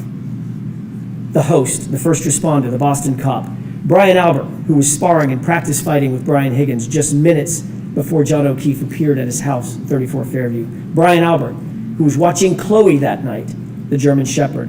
Brian Albert, whose phone and his wife's phone were never secured. Brian Albert, who never came out of the house. But that doesn't mean he wasn't awake. It doesn't mean that he wasn't on his phone. Think about this. Jennifer McCabe claimed that her sister and Brian Albert both slept through this complete chaos right outside their bedroom window. But Jennifer McCabe's phone records tell a different story, and they tell the truth. She spoke with them for the better part of a minute, 38 seconds to be detailed about it, at 5:07 a.m. And then she lied about that call. Remember that? What was the reason for that call at 5:07? Was it panic? Was it a warning? We know that conversation took place at the precise time Karen left her house to go search for John, 5:07. We could answer those questions if we just had access to their phones. Brian Albert, Brian Higgins. Michael Proctor wasn't interested in their phones. Not only did he not secure their phones, he never even asked. And what about Brian Albert's dog, Chloe? A dog with a history. A dog that is, quote, not good with strangers. Dr. Russell confirmed that John's patterned injuries were from a dog, just like the dog Brian Albert owned. And then Chloe just disappeared. Not there the next morning. None of the officers that you heard from said that there was a dog in the house. They didn't see her. She was just gone. And then ultimately gotten rid of altogether. Who gets rid of their family pet? Unless they had something to hide. Michael Proctor wasn't interested in that either. And recall the group chat with the Alberts and the McCabe's. They were getting their story straight. Matt McCabe, whom the Commonwealth did not call in this trial, instructed the group in that group chat, you'll recall, tell him to say the guy never came in the house. Think about that exact quote. Tell him to say the guy never came in the house. And Brian Albert, the patriarch of the family, exactly, exclamation point. He blessed it. With the truth, as we all know, you don't need to get your story straight. You don't need to tell someone what to say. It's just the truth. And what about the Google search? A Google search that Jennifer McCabe admitted having made. A Google search that was time-stamped by Celebrite at 2:27 a.m. A Google search that read, Hoslong to die in cold. It is uncontested and undisputed that that search was deleted. If the 2:27 a.m. timestamp is not true, why does Jennifer McCabe have to lie about it? Why delete it? If the 2:27 a.m. timestamp is not true, why create a false story about Karen screaming ghoul hypothermia? That's just a fabrication. That's just a made-up fact. And by the way, if someone does tell, Jennifer McCabe enlisted Carrie Roberts to help shift the blame to Karen. Why go to that much effort unless you're trying to cover for something? Keep in mind the entire foundation of her claim that Karen said Google hypothermia is this fantasy about Karen screaming it at the location, at the scene. That's her entire excuse. But that story went completely off the rails when Carrie Roberts admitted that she perjured herself to back up Jennifer McCabe's false story. That was a dramatic moment in court. It's an admission of perjury, and you don't see that very often in a courtroom. That tells you everything you need to know about the character and quality of the prosecution's case and their witnesses. Lying and perjury and admitting to it. A fundamental tenet of any investigation is to ensure that witnesses are independent and not influenced by other witnesses. You start by separating the witnesses. Michael Proctor did none of that in this case, and we see the results. Think back to Jennifer McCabe's own text messages with Carrie Roberts. About Carrie Roberts, not with Carrie Roberts, notably. What Carrie Roberts didn't know was at the time she was being interviewed by the police, Jennifer McCabe was in real time. She was bragging about having influenced Carrie's testimony or her statements to the Alberts and the McCabes. Quote, she's telling them everything, all the stuff. Remember that timeline that we talked about with Jennifer McCabe? That's what she was referring to. She's telling them everything that Jennifer McCabe had put in Carrie Roberts' timeline. The Commonwealth wants you to believe that Karen Reed made a statement at the location, at the scene. I hit him. I'm sure you'll hear that from the prosecution in their final arguments. But their own witnesses contradict that. Jennifer McCabe admitted on cross-examination that her very first statement to law enforcement, confirmed that Karen didn't say anything. She asked, could I have hit him? Did I hit him? Is he dead? The physics and the science answer that question. Could you have hit him? No, you couldn't have. Sergeant Buchanan also testified that the only statements Karen Reed made at the scene, according to his conversations with the first responders, was, Could I have hit him? Did I hit him? It wasn't a confession. It was confusion. And Dr. Russell explained that confusion. She told you why Karen Reed or anybody in that position might ask those questions. She was suffering from extreme grief reaction, which according to the evidence can last for years. Even her medical records confirm that diagnosis. It's common to ask those questions in grief. It's common to ask those types of questions in shock. You're trying to make sense out of the nonsensical in the moment. And the Commonwealth has tried to twist those words into a confession. There is no evidence that any officer at the scene ever heard Karen Reed say, "I hit him." Not a single police officer at the scene came in to support the Commonwealth's claim. It's not on video, it's not on audio, it's not in a single police report, it's not in a single EMT or EMS report. Nowhere. The fact is, Karen never said, "I hit him." You saw the video, multiple officers were right there. She simply never said it. What did Jennifer McCabe do and not do when she got to 34 Fairview? She would have you believe, I want to set the scene for you, that she's confronted out of the blue with John O'Keefe's lifeless body. Her friend, John O'Keefe. He's bruised and battered, he's bleeding, his eyelid is cut, his nose is bleeding. Karen is screaming at the top of her lungs. Carrie is screaming back to Karen, "Shut up!" Both women begin crying. Both women are giving CPR. There's chaos everywhere. It's building in the yard, just feet from Brian Albert's house, Brian Albert's window.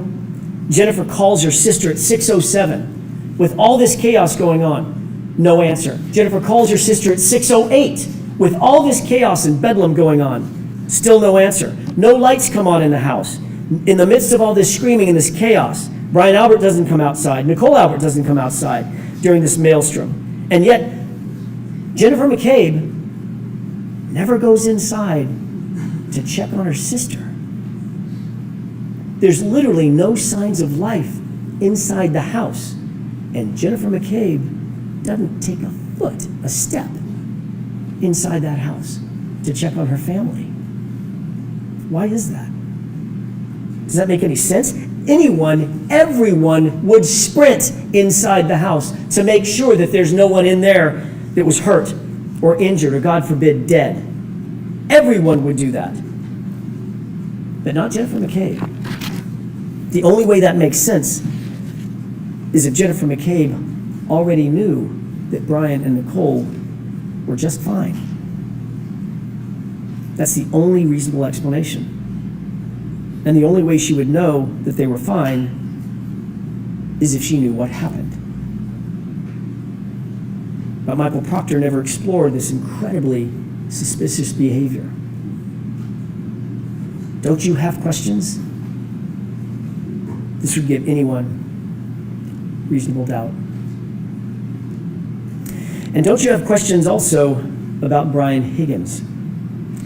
Michael Proctor certainly didn't. Higgins had been sending flirtatious and romantic texts to John's girlfriend, Karen Reed. You'll remember I asked Sergeant Buchanan a simple question. Were those texts flirtatious in nature? He refused to answer that simple question. Do you remember that? Quote, "I'm not comfortable putting a label on that," end quote. We read the texts. It's not a secret. Of course they were flirtatious. Of course they were romantic in nature. The reason he refused to answer that simple question is telling. It's because these flirtatious texts establish a motive for Brian Higgins. Sergeant Buchanan could not bring himself to tell the truth. His bias was on full display. He was covering for another cop. Investigators also ignored Higgins' suspicious late-night visit to the Canton Police Department. That was after a night of drinking, by the way. Why didn't they investigate this? What was so important that Higgins needed to go to the police station at that time, 1:30 in the morning, while drunk, by the way? Why weren't they interested in those facts? Remember, he's an ATF agent. He's a cop, a member of the Blue Wall, and best friends with Brian Albert. He would know that the CPD would be the first to get the call when someone reported John missing or injured.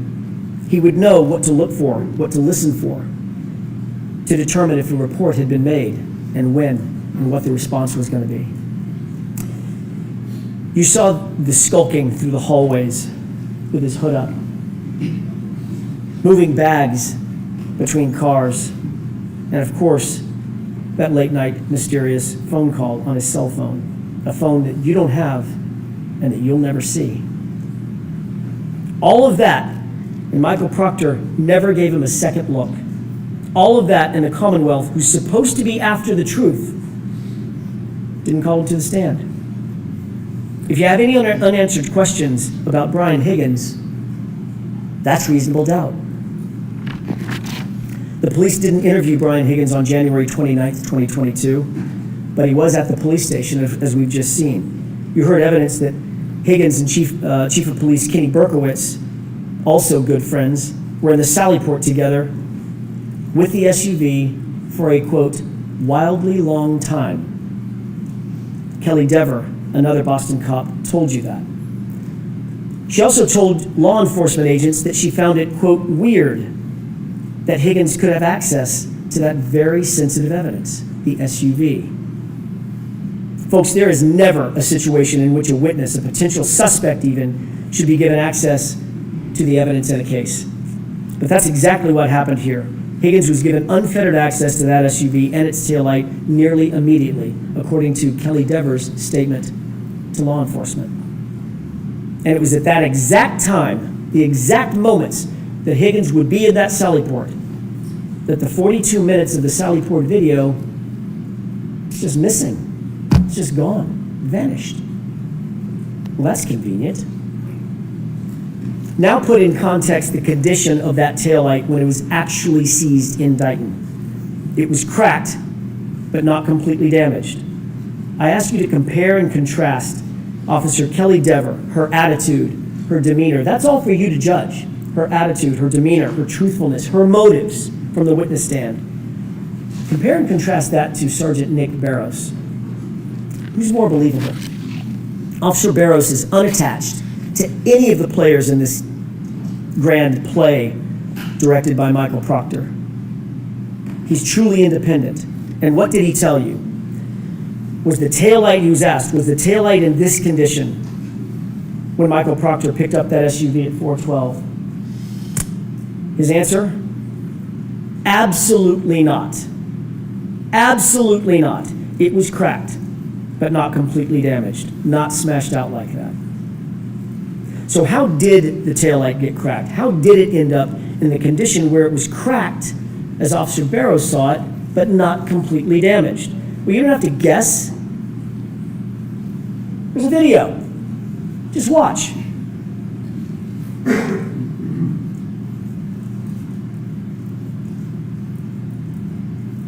That's how it got cracked.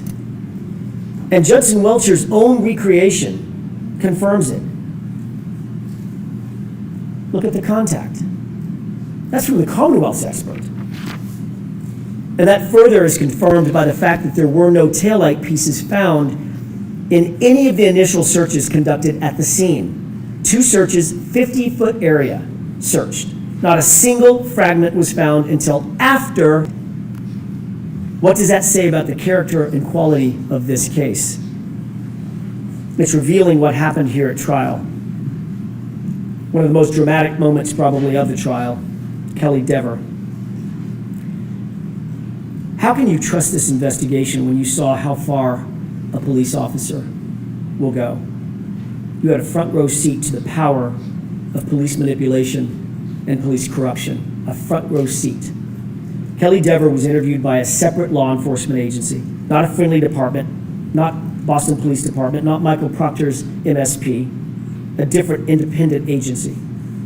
She told those law enforcement agents in a formal interview that she saw Brian Higgins and Chief Kenneth Berkowitz alone in the Sallyport with the SUV. She was detailed, she was clear, she was unequivocal, she remembered the specifics, she recalled how it made her feel, quote, weird. She recalled how long Higgins spent, a quote, wildly long time, as she described. These are all incredible details to tell law enforcement. She couldn't have been clearer, she couldn't have been more specific. But then she's put on a witness list. and she's subpoenaed by the defense. Oh boy. Then this rookie cop was called up to the police commissioner's office. The same commissioner that was the boss of Brian Albert. They have a meeting, a private meeting, and he says, wink, wink, nod, nod, "We support you, Officer Dever." What else was said in that meeting? What else is reasonable to believe was said in that meeting? She claimed she couldn't remember. She claimed not to remember if he instructed her to do the right thing. But the commissioner of the Boston Police Department certainly said something to this rookie cop, and all of a sudden, that detailed, unambiguous, unequivocal statement to law enforcement became, what did she say? A false memory. Not, "I didn't say it." She admitted she said it. She admitted she detailed the entire story. She just said, "It's a false memory." What? So she's called to the commissioner's office to make sure that she would do the right thing. That's why she was called. And now we know what that means. In her words, "My entire career depends on what I say here on the stand." I'll quote that again. Quote, "My entire career depends on what I say here on the stand." You bet it does. That's how it works. And that's how we got here. At the end of the day, you have to ask yourself, can you trust the Commonwealth's case? Can you trust their witnesses? Can you trust their evidence? And here are a few of the highlights. A video that was played in a courtroom and sold as accurate. Turns out it was completely inverted, flipped backward, completely false. The test that formed the basis of their entire theory of the case. Watch closely as Dr. Welcher stands as a surrogate.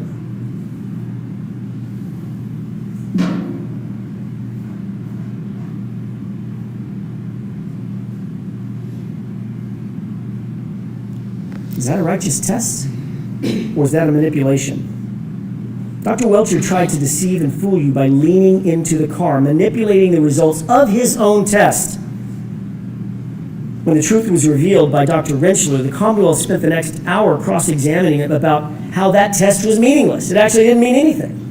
Well, that's convenient now that we realize that it was a manipulated test, and it actually does mean nothing. It didn't represent the theory of the Commonwealth's case. That's what was suggested. That test does not represent the theory of the Commonwealth's case. Really? Then why was Dr. Welcher playing dress-up in John O'Keefe's clothes, or identical clothes to John O'Keefe, when he was holding a glass? Why was he holding the glass right behind the vehicle? And why was he standing with his right arm oriented to the right rear taillight if he wasn't trying to recreate the circumstance that is the Commonwealth's entire theory? The Commonwealth stood up here with a straight face and told you they weren't trying to suggest that that's how John was hit by the car. Of course they were trying to suggest that's their theory of the case. They only abandoned it 2 days ago when it was revealed by our experts that it's physically impossible. That silent witness, that science, that physics, has become very pesky to the Commonwealth because there was no collision. Dr. Welcher also told you under oath that there were no x-rays taken of John's arm. He tried to deceive you into believing that John's arm might have been broken. I don't know, I didn't see any x-rays, so I can't tell you what the damage was inside the arm. Really?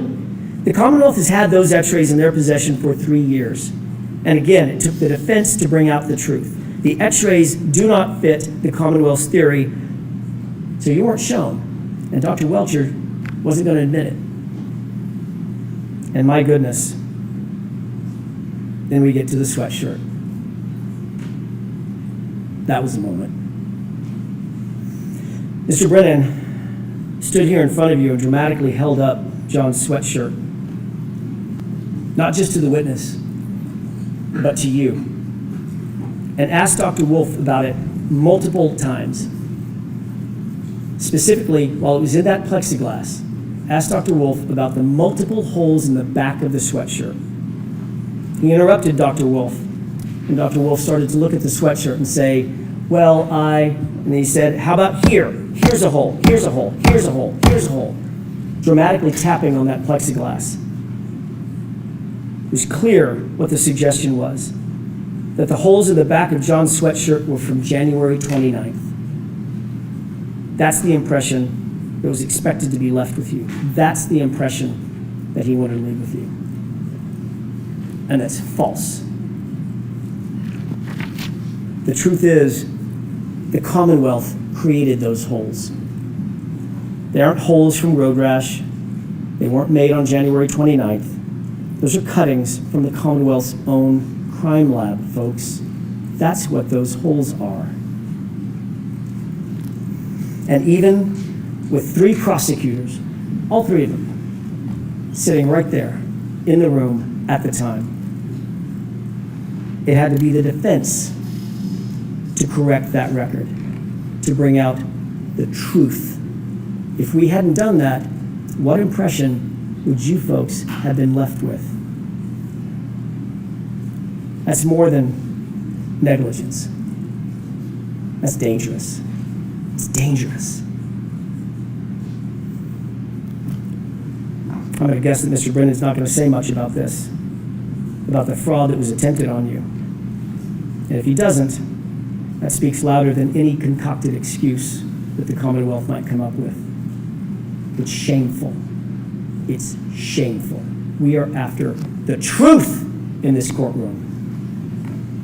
You're entitled to it. Demand it. Why would the Commonwealth stoop to a stunt like that? It's desperation. They know what you now know, what their experts know. There was no collision. So now we've reached the final moments of the trial, and you've seen the facts and you've seen the evidence, and we've just talked about dozens and dozens and dozens of facts that are reasonable doubt. Each one of them are reasonable doubts. These facts, these note cards that you're looking at, piled high, one on top of another, literally stacks and stacks of them covering the table. As you mentally sift through those cards, realize that every one of them is a massive hole in the Commonwealth's case. Every single one of the note cards represents a hole in the Commonwealth's case. If you're holding mentally even one of those cards, you're holding reasonable doubt, folks. You're holding a not guilty verdict. Reasonable doubt is not a sliding scale. It's a wall. If the Commonwealth cannot get over every one of these dozens of walls, you have to acquit Karen Reed. The truth is, Karen Reed is not guilty. Not because of technicalities, but because the facts, the law, the science, the physics, the data, they all say so. They demand it. The Commonwealth does not have a theory about how John was hit by the car. They haven't even shown you that it's possible that he was hit by a car. And the reason they haven't is because it's not possible that he was hit by a car. There was no collision. Your job is not to do their job, their burden entirely. It's theirs. They have to prove this case and their theory beyond all reasonable doubt and to a moral certainty. And not only do they not have a theory, they can't prove one that doesn't exist. All you need to know is that the Commonwealth failed. They failed to provide you with a truthful representation. They failed to prove the essence of their case, that John was even hit by a car to begin with. They failed to prove any intent on the part of Karen Reed because she has none. They failed to investigate the actual suspects in this case. They failed to present the lead investigator to you. They failed to justify the perjured testimony that you heard discussed in this case. They failed to hold accountable an officer who came in here and lied to you and claimed false memories so she could do the right thing to cover for a fellow cop or cops. They failed to maintain a fair and unbiased and honest investigation. They failed to present you with the truth. And this is what you get. An investigation that's riddled with errors and omissions and a rush to judgment and conflicted and corrupted from the start. Every part of it. That is the literal definition of reasonable doubt. How can they ask you to be morally certain based on this evidence. It's a tragedy. When the government fails so completely, so catastrophically, when there are dozens and dozens of points of reasonable doubt on the table, your duty, your oath is clear. Your sworn obligation under the law is to acquit Karen Reed, not just because you can, because you must. Justice demands it. Do not let the Commonwealth get away with this. Don't let them get away with this. Do not endorse and sanction an investigation that is broken and corrupted top to bottom. But just as importantly, do not let Michael Proctor get away with it. And make no mistake about it, folks. If you convict Karen Reed of anything, if you convict her of anything, science, the physics, the data, they lose. But tragically, Michael Proctor wins. Remember his texts. Something stinks. Yeah, but serious charges will be brought on the girl. She's fucked. Could you ever say to yourself, this is justice? The fact is there was no collision. A car did not kill John O'Keefe. So I ask you, let your voice be heard, not in whispers, but in truth. Let the community feel, through your verdict, that justice cannot be bent and that it will not be buried. Find Karen Reed not guilty, not guilty, not guilty. Thank you.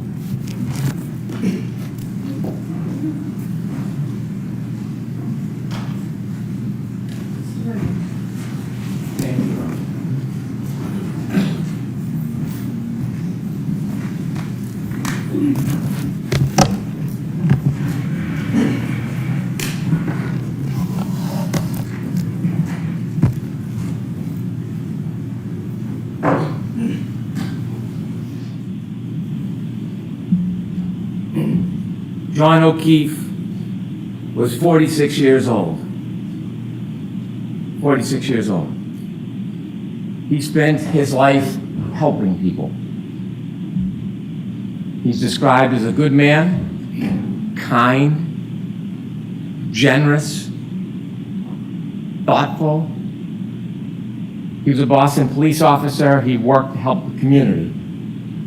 Everything you've heard about this man, he was a good man. He helped people. When his niece and nephew had nobody, he took them in.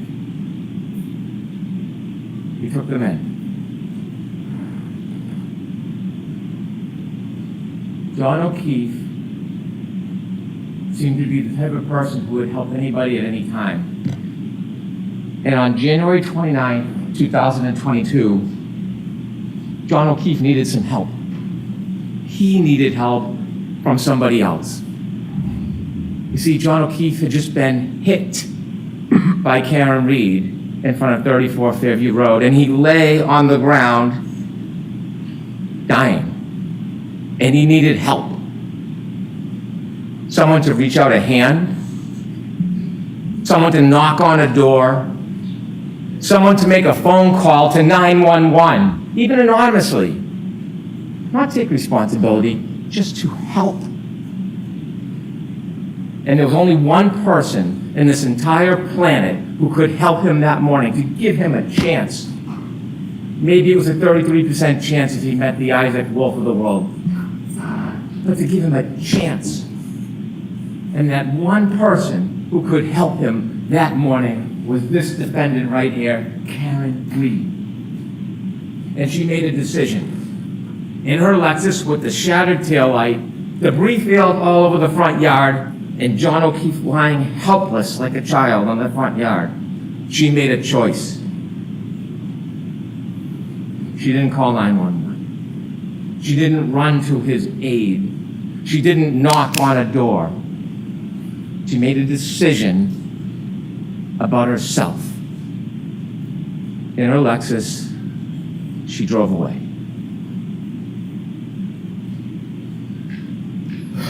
She was drunk, she hit him, and she left him to die.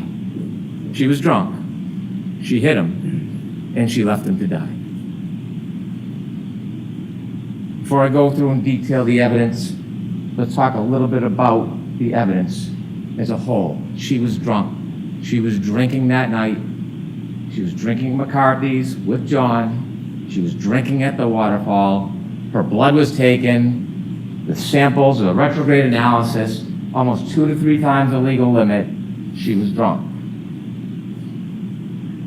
She hit him. The timeline in this case is beyond dispute. You can accuse, assault, characterize, malign, twist. The timeline doesn't change. It is data. Data is data. The black box, the forensics from the SD card, we know exactly step by step where they were.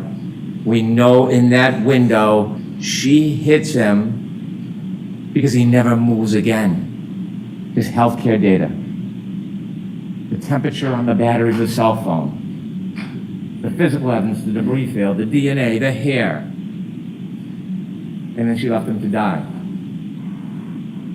He had a basal skull fracture, countercoup. You heard all about it when the back of your head hits the ground and the brain comes forward. Dr. Wolf told us the reason why they have level 1 trauma centers around the country is because people can survive this injury if they get help. That's why they have this care. That's why they have these hospitals. But you gotta get help. You gotta get help. And if you don't, you develop symptoms, ecchymosis, raccoon eyes, your brain swells, and you die.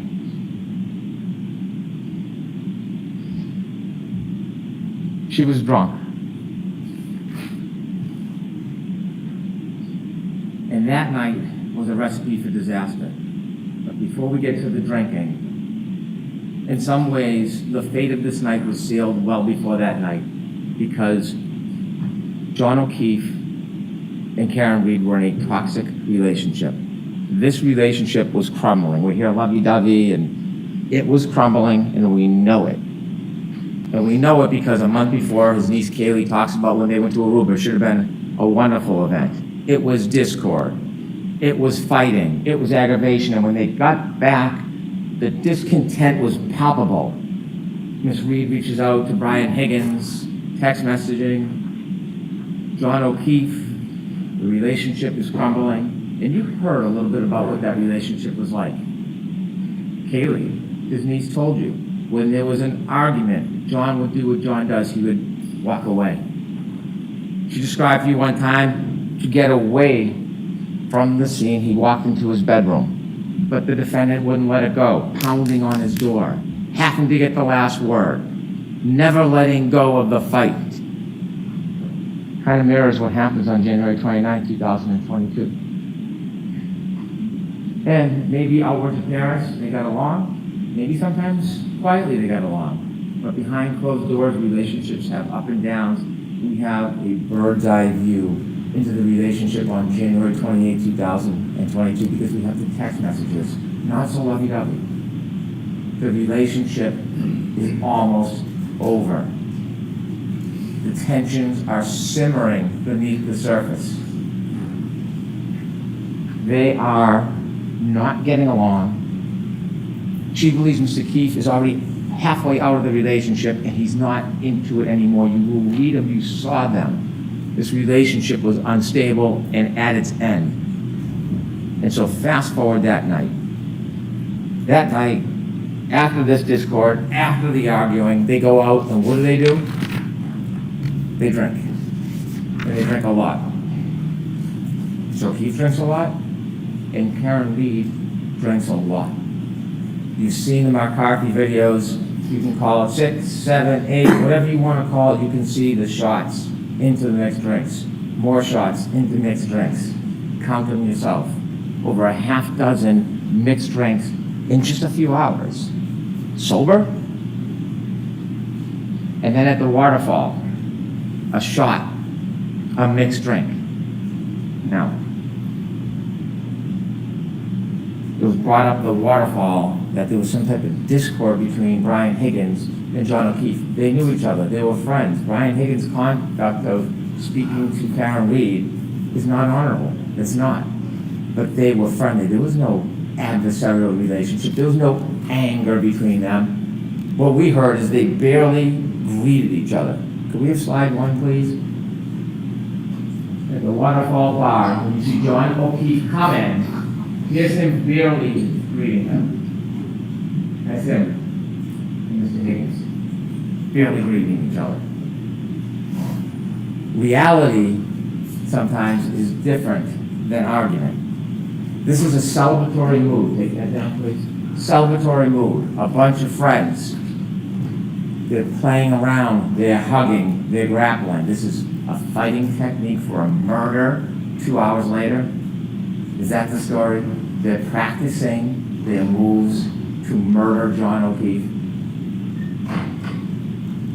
In this celebratory mood, you don't see any aggravation or animus between Brian Higgins and John O'Keefe. Inevitably, the next morning, Karen Reed is brought to the hospital and they take her blood. Now, the government doesn't have to prove that she was drunk. It is either that she's over the legal limit, 0.08, or she had enough alcohol to affect her ability to operate a motor vehicle safely, but you will know that she was far beyond the legal limit.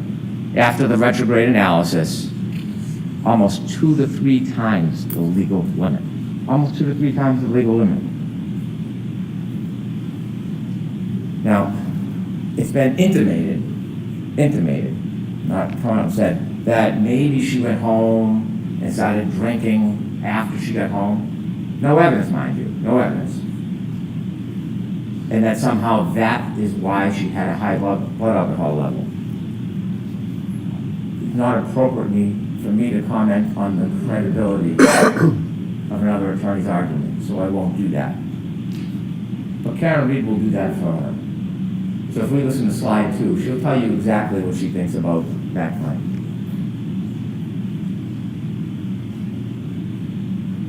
My alcohol intakes, probably about 5 or 6 or 4. The drinks that they were pouring me at more parties, which is where I consumed most of the alcohol, was the weakest at the time. It tasted just like old soda water with lime. Slide 3, please. I wouldn't have gotten on the expressway. I wouldn't have gotten on the expressway at 12:15 on January 29th. I mean, it was quiet, the roads were very quiet, you can see on the videos.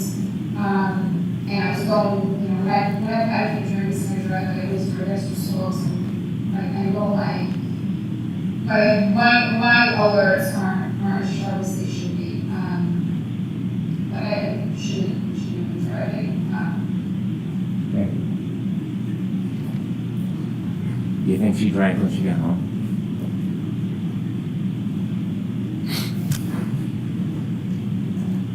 When they leave the waterfall bar at 12:12, you see a video, you have it in evidence, there's a still photo of John O'Keefe holding a glass. Not from the Albert's home, he didn't sneak into the house in the cupboards and grab a glass. From the waterfall, you see him with a glass, and in it is a straw. Take a look at that picture.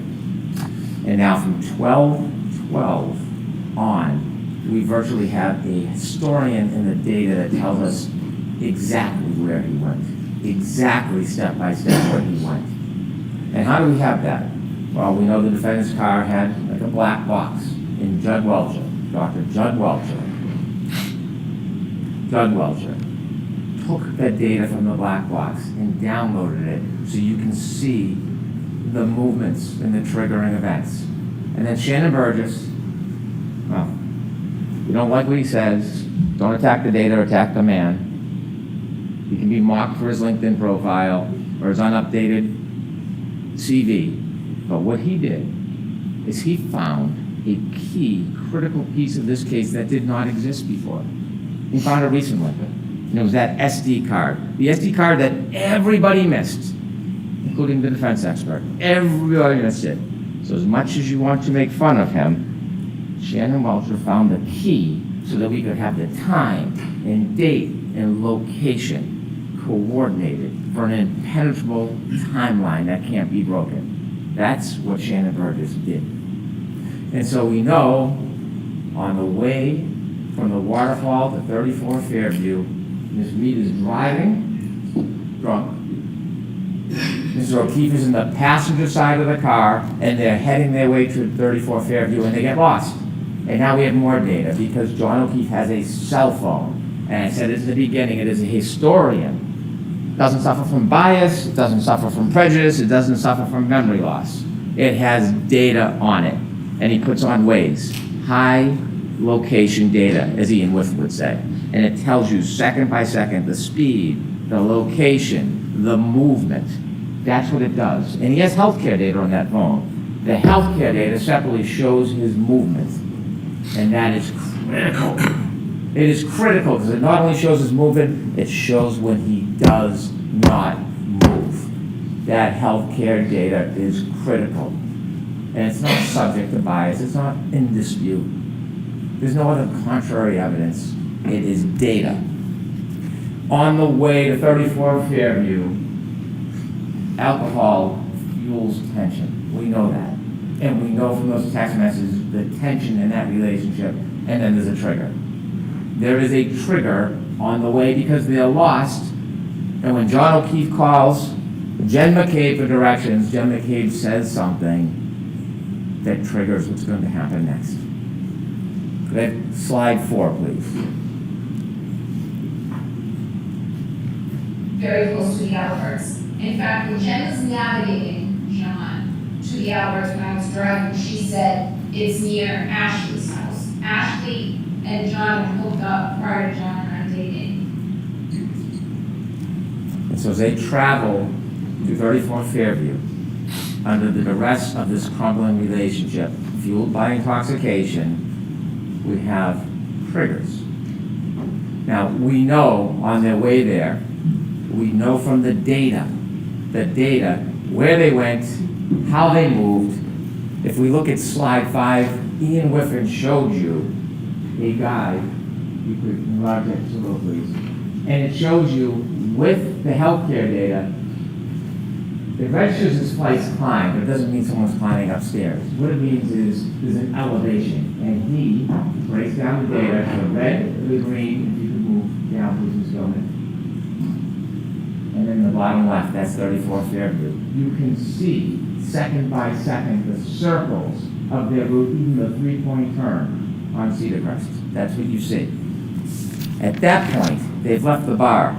Remember, the battery temperature was 82 degrees. They're now in a car. It's now 77 degrees. Think about how accurate the battery temperature is, that it reflects the difference between being in a bar and being in a car. They take a 3-point turn at Cedar Crest.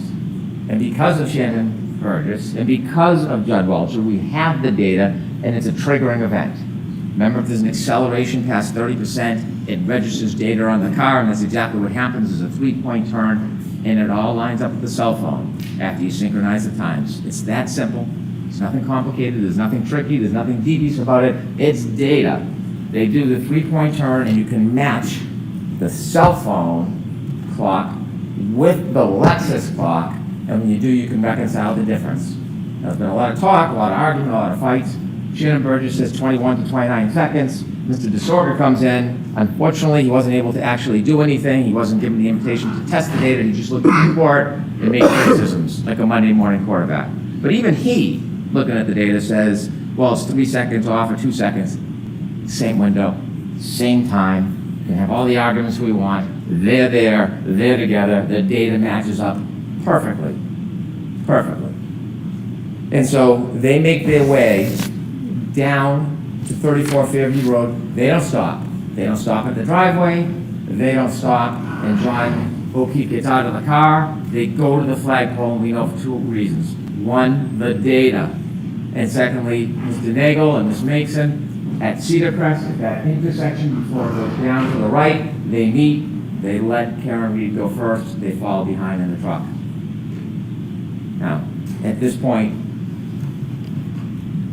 Mr. O'Keefe has about 8 more minutes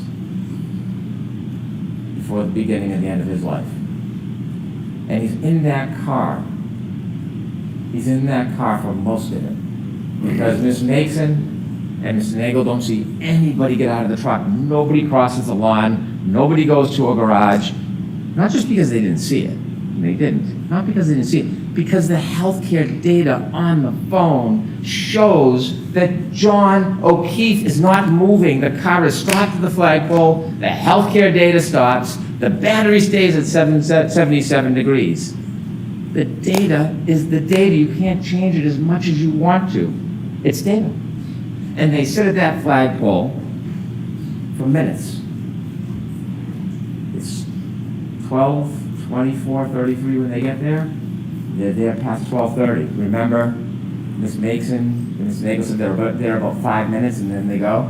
It's not exact, but about 5 minutes they said. So there's about 2 minutes left for John O'Keefe. And what are they doing in those 2 minutes? What are the last 2 minutes of his life that he can remember that would be open to him? They're arguing. They're arguing. They're arguing. And we know they're arguing because Miss Reed tells us through first responder Becker. She was sad. Remember, he sees her in the back of the ambulance and he's trying to calm her down? She was sad because her last moments were arguing. They're in an argument. That's why they're not going in the house.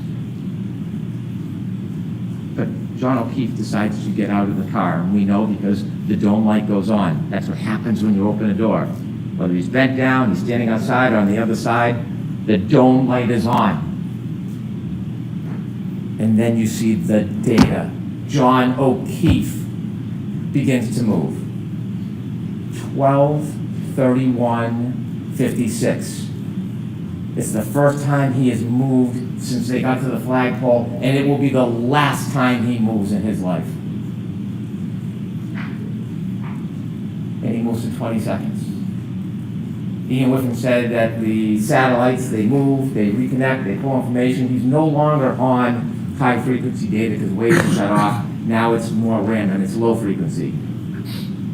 We would never suggest, and Mr. Whiffen did not claim, based on location data alone at that point, you can tell exactly where John O'Keefe is. What he said is it was readings all night. The bullet is always near the flagpole. That doesn't mean he was always near the flagpole. He could have moved. He could have moved in the circles and come back. Location data is consistent with him never leaving the flagpole, but that in itself is not enough. But there's more. There is more. There is the healthcare data. There is the temperature of the cell phone battery. And so he moves to 20 seconds. It turns west. It does not say he walks to the house. That's not what the dates to get there. Because when the investigator for the defense testified, he measures from the driveway. He never stopped at the driveway. He never measures from the flagpole. He never measures from the flagpole to the garage door. So this fantasy that somehow he walked in the garage, even though there's no evidence, there's no witness, there's no data, 20 seconds of his life, and he moves. And healthcare data registers his steps. It could be pacing, it could be a straight line, it could be shaking the phone. We don't know. We don't know. We don't know everything. We don't know every little detail and every little second. We don't have to. That's not doubt. That's not reasonable doubt. We know for that 20 seconds he's moving, and in that 20-second window, when he moves, he has his phone and he looks down, 12:32:09, he sees a text message from his friend, John McCabe. And he looks at the text message and he closes it.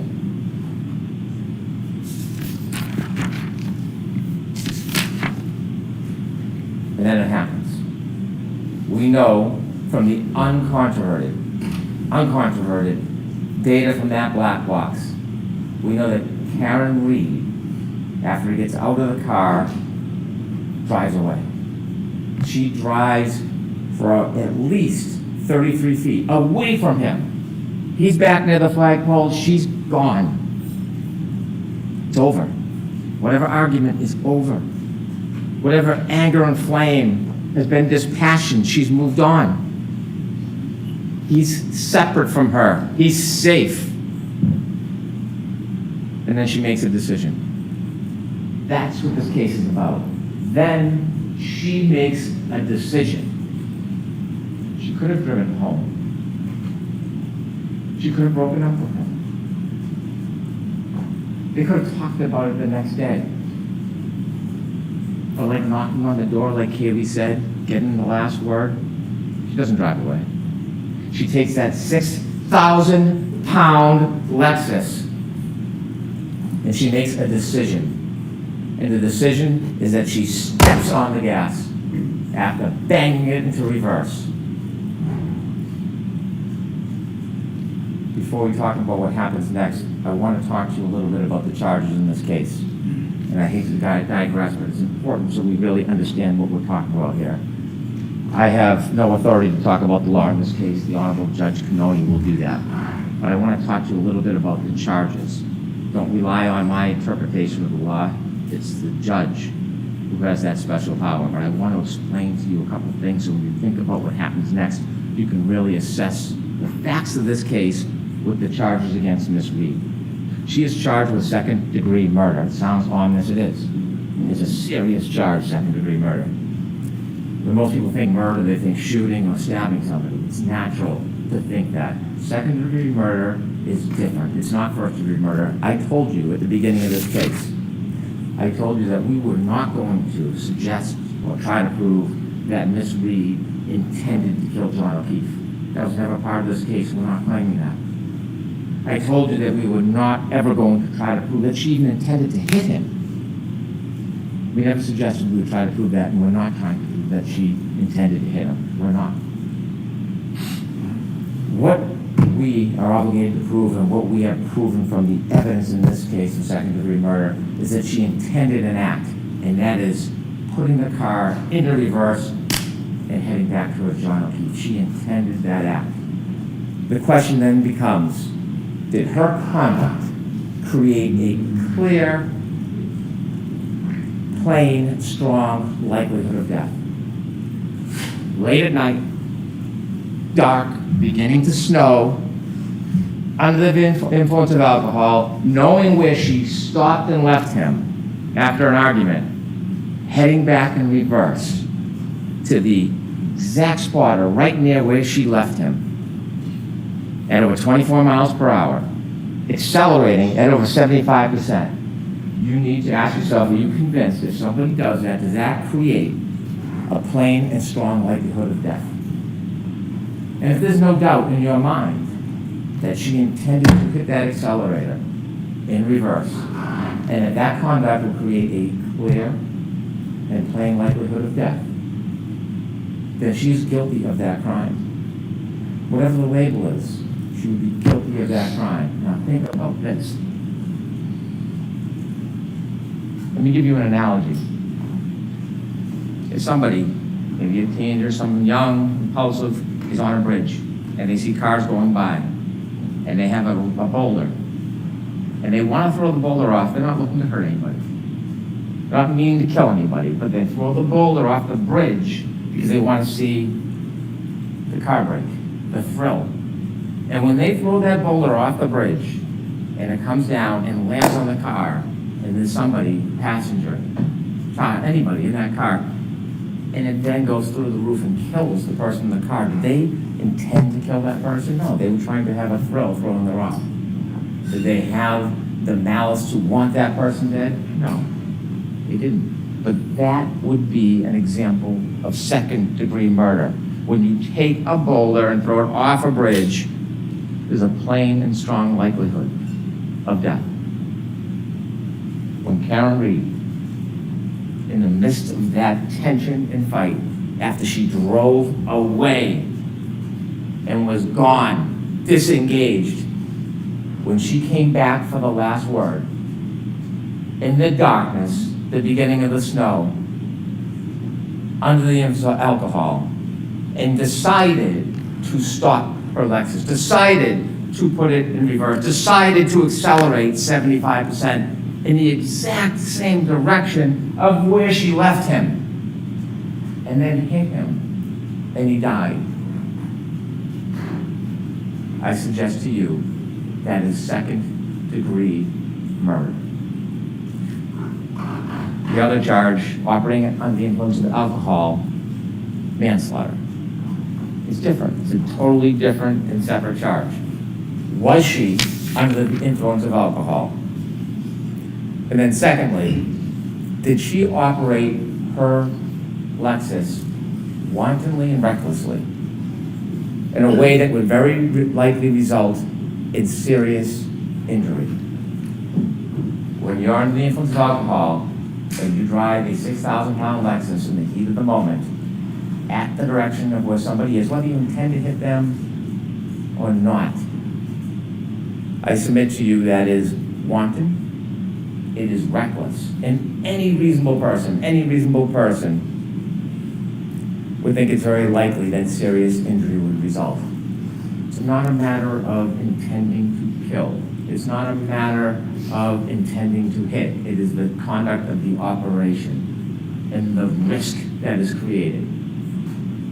And so those two charges are two of the three. The three is leaving the scene, knowingly causing death. And we'll get to that. So now, sadly, we need to get back to 34 Fairview Road where we left. We know from the tech stream data that you drove 33 feet at least, because it only picks up a 10-second window. And when it starts to pick up the data, we know she's driving at a speed. So it's more than 33 feet. We just don't know. And then when she comes back, she covers the 33 feet and 50 more. 80 feet. 80 feet. Over 80 feet.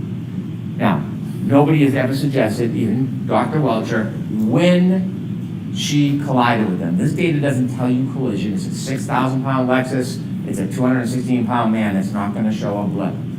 It could have been in that 10-second window. It could have been 2 seconds after. It could have been 4 seconds after. But it's in that pocket of time, and we know it. We know it because when you reconcile the data with the phone, that 20 seconds is in the same window of that 10-second window coming back. So even if it's a couple seconds later, 4 seconds later, whatever Mr. DeSorbo wants, he stops moving. John O'Keefe stops moving. Forever. Forever. Next slide 6, please. You'll get to see this more closely, and you can't probably see it where you're sitting, but there's important data. Data doesn't lie. And you will see acceleration, 75%. You will see speed, 24 miles per hour backwards. You will see distance, over 80 feet. That's what you're going to see in this data on that night. Anger, although not necessary in any of these charges, anger can be inferred for somebody to come back that hard, that fast, that reckless, that obvious, likely to create a plain and strong likelihood of death. That data tells a story that can't be changed, can't be attacked. ARCA, they did some crash test dummies. You know what else they do? Tech stream data. There's nothing about that data that is uncertain. Nothing. Take that down, please. When Ms. Reed hits John O'Keefe, collides with John O'Keefe, we don't know if he went in the air a foot. We don't know if it was how much of a clip it was. We don't know if he stumbled back, but we know there's a collision. There's no doubt there's a collision because her taillight's all over the yard. It's all over the yard. And when he falls back and he hits the back of his head, his basal fracture, he's then lying there helpless. When Miss Reed leaves, she leaves behind tons of her taillight all over the yard. All over the yard. It's called the debris field. And you've seen videos. You can't replicate the exact contact. You can't because you need where the person was hit, how fast the person was going, but you know what happened because when you look at the debris field, when a light is broken, it's no different than what was on the front yard. It's no different. She leaves him behind. She leaves her taillight behind. She goes home. And on her way home, you know she's still angry. You know she's still angry because she starts leaving him voicemails. Slide 7, please.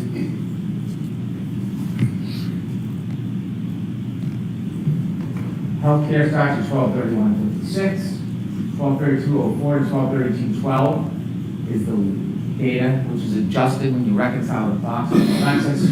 12:32:09 is when Mr. O'Keefe closes his phone after looking at Jen McCabe's text. 12:32:16 is his last steps. Mr. DeSordi says that red range should move a little bit, 2 or 3 seconds. They can move it 4 seconds, 5 seconds. It doesn't matter. It's all in the same window. It doesn't change. We could have slide 10, please.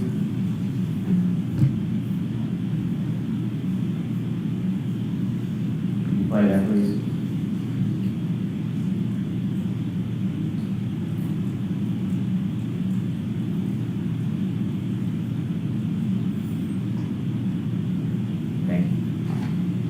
Each one of those pegs represents 10 feet. You can't place that car where it was in front of Fairview. You just can't. The data doesn't tell you that, but that tells you the movements of that car. Now, as John O'Keefe sadly lays on the ground, abandoned, you're gonna have to ask yourself a question for charge number 3, leaving scene knowing somebody was injured and then died. You're gonna have to ask yourself, is there evidence that Miss Reed knew that she had hit him? Don't need to prove it for murder 2. Don't need to prove it for OUI manslaughter. But for the 3rd charge, Commonwealth has to prove beyond reasonable doubt she knew she hit him. We weren't there, but there was an eyewitness. There was a guide. And that eyewitness tells us that she knew. And that eyewitness is Karen Reed herself. She tells you that she knew. Could we have slide 8, please? Could I have hit him? Did I hit him? How could that have been? I mean, I don't know what that could have been. It was howling wind. I had YouTube blasting on the stereo. And I thought, did he somehow try to flag me down, which was the reaction I was hoping to garner as I slowly pulled away from the house. Did he come up and maybe trip or bend over to pick up his cell phone and I bent over his foot and then he passed out drunk? I mean, I didn't think I hit him, but could I have clipped him?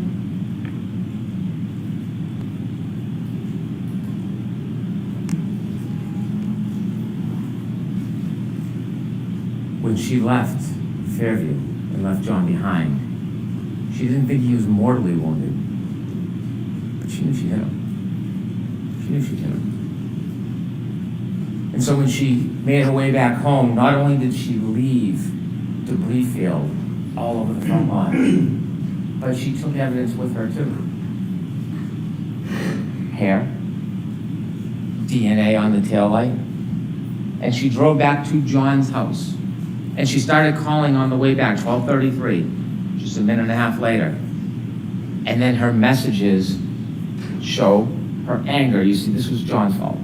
This was John's fault. And her phone calls tell you about the tone and the destruction of that relationship. 53 phone calls that night. 53 phone calls. Not one to 911. Not one to Jen McCabe, please go outside and try to help. Not one to a hospital. Not one to anybody but him. 53 calls. Slide 12, please.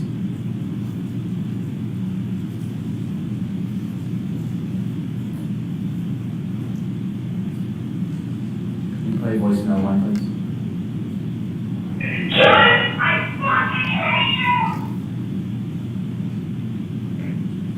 Calls keep coming.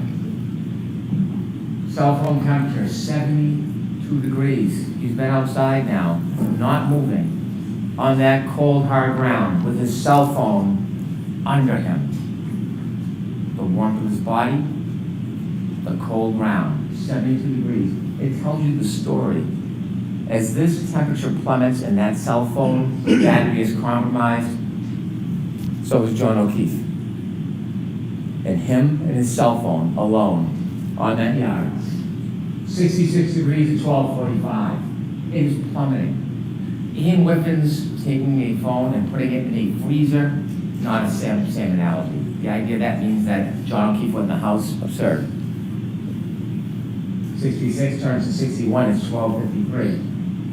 48 unanswered calls from the defendant. He's not in a party, he's not wrestling with Brian Higgins, he's not in a fight. If he's in a fight, his cell phone would be moving. There would be healthcare data, there'd be steps.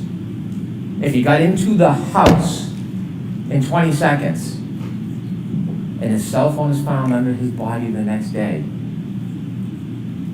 and how would he get back outside? There would be more steps, because his phone is working. The data is the data. There's nothing wrong with it. It's registering everything. The temperature, the movement. He doesn't go in any house. He can't go in any house. His phone never moves again. Voicemail number 3, please. Listen to this. John, I'm only a fucking kid. Nobody knows what the fuck you are, you fucking pervert. Did you hear that? Nobody knows where you are. It is 12:59. John O'Keefe has been on that lawn for about 27 minutes. She hasn't called anybody else, hasn't spoken, has no information. Nobody's called her. You'll see her phone records. And she says, nobody knows where you are?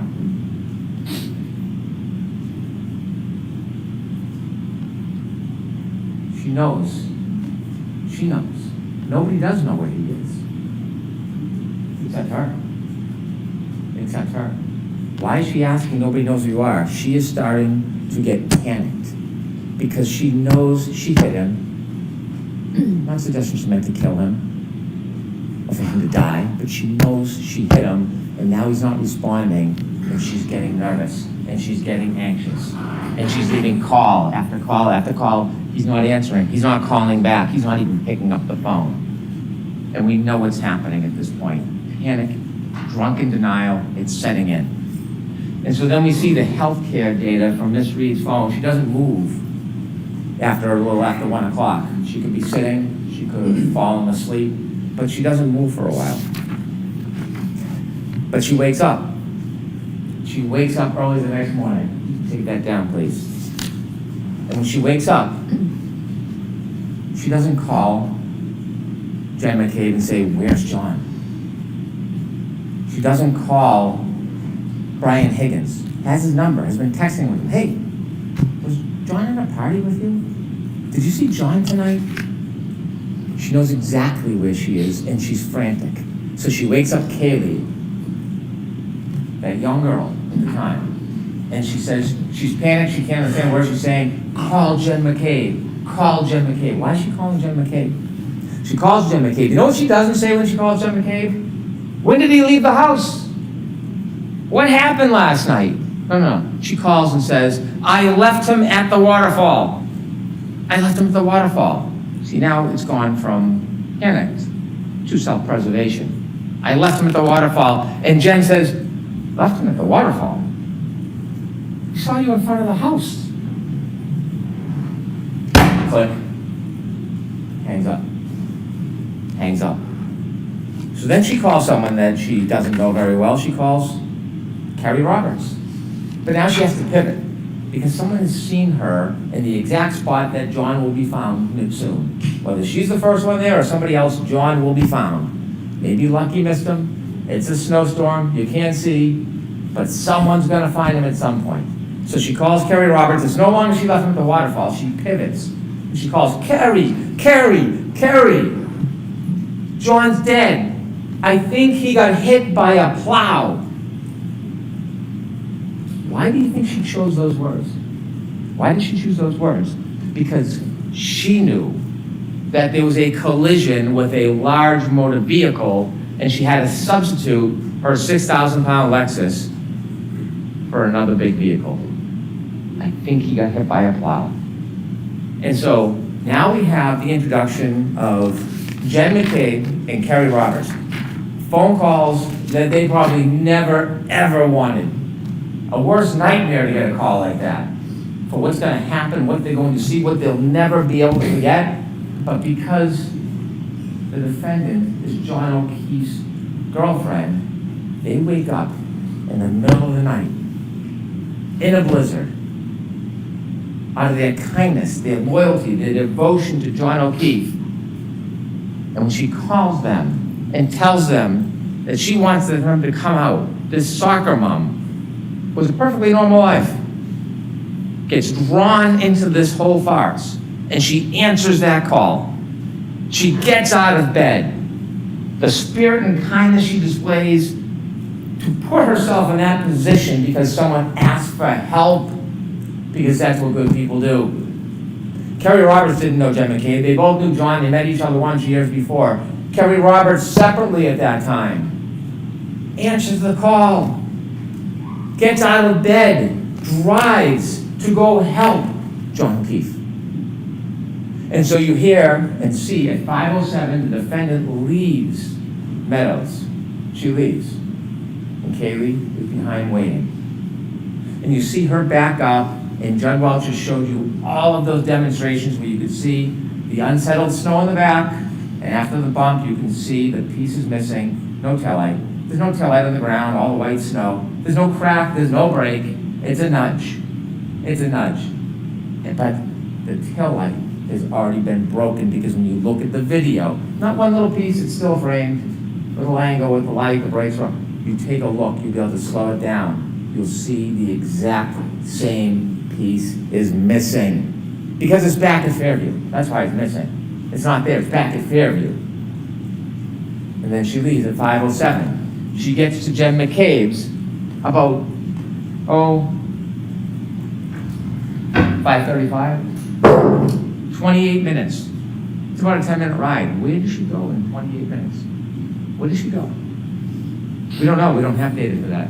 But we know when she gets to Jen McCabe's house, she is panicked, frantic, out of her mind, screaming, waking everybody up. Jen McCabe comes down, can't understand her, going out to the car to try to console her. Why is she so frantic? Why can't she speak? Why can't she say a word? Because John went out and had a drink and fell asleep on a couch? Because John would maybe be cheating on her? What is causing this extraordinary duress? Did she stop somewhere on the way by? Did she just see death? Kerry Roberts comes, take charge kind of person. She pulls him behind, she sees the broken taillight in Jen McCabe's driveway, and she decides she's gonna commandeer this. We're going back to Meadows, you're gonna follow me, leave the car, I'll drive. At this point, Jen and Kerry don't know each other. They only met once. And they go back to Meadows, they obviously don't find John because he's back at 34 Fairview, and then they start their way towards 34 Fairview. They start driving towards 34 Fairview, and they're looking, and you heard from Kerry Roberts, Jen McCabe, they're looking out the window, they can't see a thing. The snow, the blizzard, the weather, the darkness, they can't see anything. And they're driving, and they decide they're going back to 34 Fairview, and this is remarkable.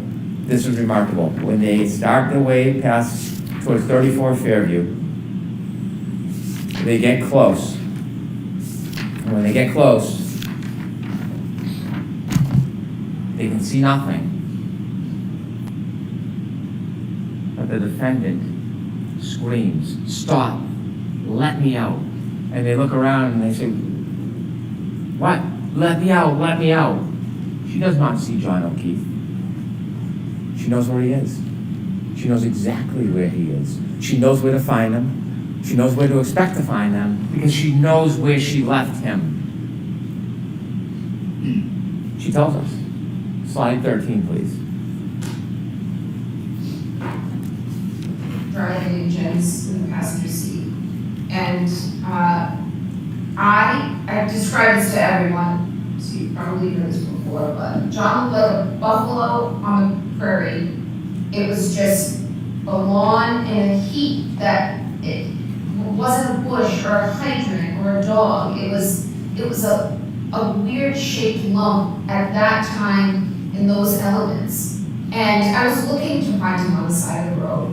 I was expecting I'd find him. Thank you. A weird shaped lump in a blizzard, and you equate that to John O'Keefe. A weird shaped lump, not like a bush, and that is John O'Keefe.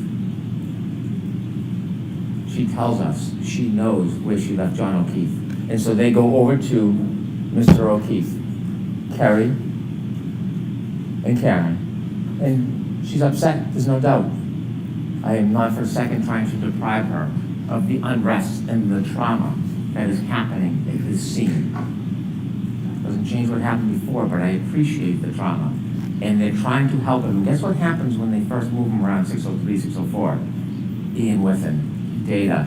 The cell phone battery gets the cool air, presses on the battery, the cell phone battery drops. Healthcare data, he has not moved since that 22nd, hasn't moved. They start shaking him, you're gonna see, when you look at the records, that healthcare data starts to move. He's been there all night. All night. Nobody else. Her. And so when they try to help him, she says something that is remarkable. She says, there's a piece of glass stuck in his nose. And she plucks it out. And she says when she plucks it out, blood spurts out. We'll talk about that in a couple minutes. Remember that. Piece of glass, pulls it out, blood spurts out. That's what she says. As they try to help John, Jen is calling 911. They would like you to believe there's a conspiracy. That the glass that's found in Mr. O'Keefe's body is somehow from inside the Albert House. The glass, well, you will hear in the clips, if we don't play it, you'll have all the clips with you. She talks about the fact that he took her water. He took the glass. She says it. So the Albert House, they don't need to give glass. He already has the glass with the straw that's later found on the street, by the way. That's what happens on an impact, things move. The glass comes with him, lands near his body. Debris field moves past him. Shoe, hat, straw. Jen McKay makes a call to her sister, and they say because it registers 29 seconds, a cell record is not the same as a call detail record. There's no evidence, it was a conversation, no lights go on, there's no conspiracy. You can call somebody, it can ring, it can go to voicemail. They have no evidence, none, that there's a conversation between Jen McKay, the person who was ripped out of her sleep to come help, and her sister for some grand conspiracy. And so what happens next is traumatic. Kerry Roberts and Jen McKay see their best friend prone, lifeless, frozen, on the ground. And they're living this torment because somebody brought them into this. When they're trying to help John, there is not one suggestion from anybody that John ever went into that house. There's no reason to go into that house because John was never in the house. Not one time has anybody said, what time did he leave? I thought he went in there. Not even a whisper of it because it never, ever happened.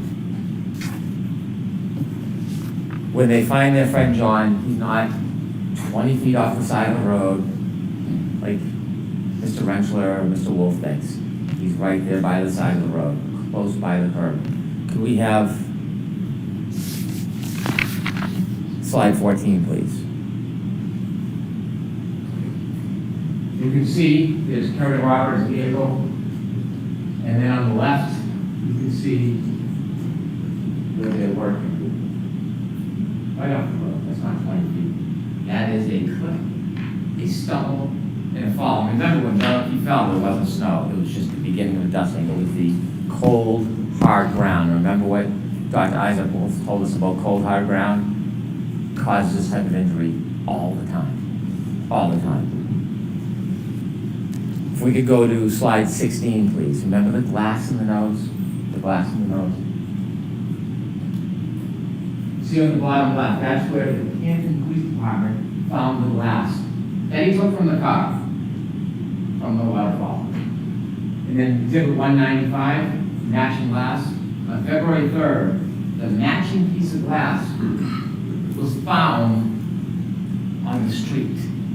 The matching piece of glass, the glass that was found with Mr. O'Keefe, was found on the street. He didn't fall back 8, 10 feet from the road. It broke, and then it shattered and went to the street. I would suggest to you it broke at the time of the collision, and he carried the glass with him, leaving the evidence behind, a trail to memorialize what happened to him that night. Remember the straw I asked you to take a look at that picture and leaving the waterfall at 1212, the black straw in the drink on the street. Collision, glass, nose, straw, back, hits his head. Can you play the clip on the left, please?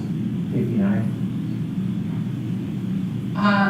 So when John got out of the car at Brian Albert's house, he took my full bottle of soda, which is sitting in the cup holder.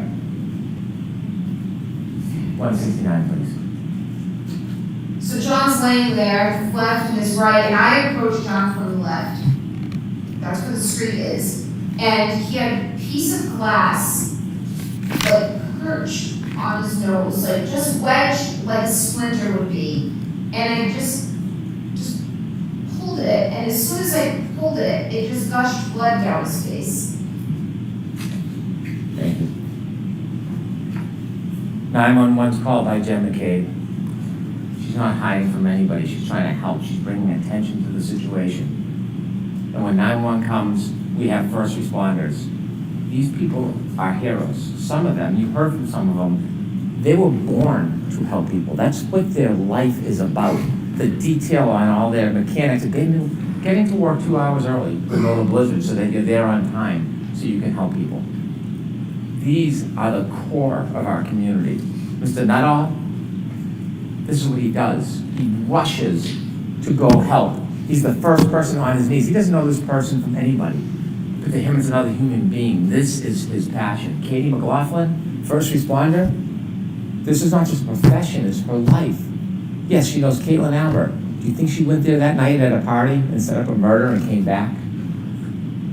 And so they tell you what happens at the scene. Somebody not only remembers speaking to the defendant. I hit him. Remember, he's on his knees. What happened? I hit him. She is now coming to terms with the moment. Her fear is realized. She hit him, she clipped him, she didn't think he was mortally wounded. She panicked. She can't come to terms with this, so she has to bring people with her to face it, and now she's facing the reality of what she had done. And her emotion is overwhelming. I hit him. She speaks to Miss McLaughlin. I hit him. Not did I hit him, could I hit him, perhaps I hit him, that was earlier. Now, she's recognizing what she did. I hit him. And these people are making it up. Anybody that says anything adverse or inconsistent or inconvenient is a liar or a perjurer or in on a conspiracy. Or is it that these good people who went there for a total stranger to do their duty to help happen to remember that she admitted what she had done? I know that doesn't reconcile with the boogeyman Proctor and the bad government. I know it doesn't reconcile with no DNA on this piece or that piece. I know it doesn't reconcile with everybody setting up the girl. I know that doesn't reconcile. But the reality is, you have independent, core people who hear her say, I hit him. And the attempt is to portray everybody as a liar. But you don't have to rely just on these good people. Oh, you should. You don't have to, because we have a guide, and it's Karen Reed. Slide 17.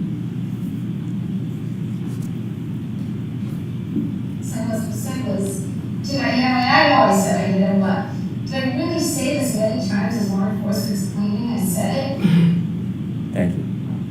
I know it doesn't fit the theme, the theory, the story, but she tells you herself. She endorses those good people exactly what they had heard. She tells you herself, she hit him. It's undeniable, it's unmistakable, it's inconvenient. But the truth has a way of seeping up to the daylight. It can be oppressed and suppressed and pushed down and covered and twisted, but it rises. It rises. And it is not a coincidence. There's no coincidence that Mr. Nuttall and Ms. McLaughlin hear exactly that. She tells you. And Jen McCabe, when she's sitting next to or standing next to Ms. McLaughlin, she tells you that she saw or heard the same thing. Remember what happened to her in the stand when she had the audacity to say, I heard her say it? What happened to her? This woman who never even wanted to leave her home that day, pulled out into a storm to see her best friend dead. What happened when she had the audacity to say that? And now we know that the defendant herself said the same thing. And the funny thing, the ironic thing is, you will see in a photo when Ms. McLaughlin, the firefighter, was speaking to the defendant, Ms. McCabe was next to her. Ms. McCabe was trying to protect her, trying to shut her up. Don't talk, you're upset, stop saying crazy things. The villain of this story was trying to help the defendant from incriminating herself. The irony.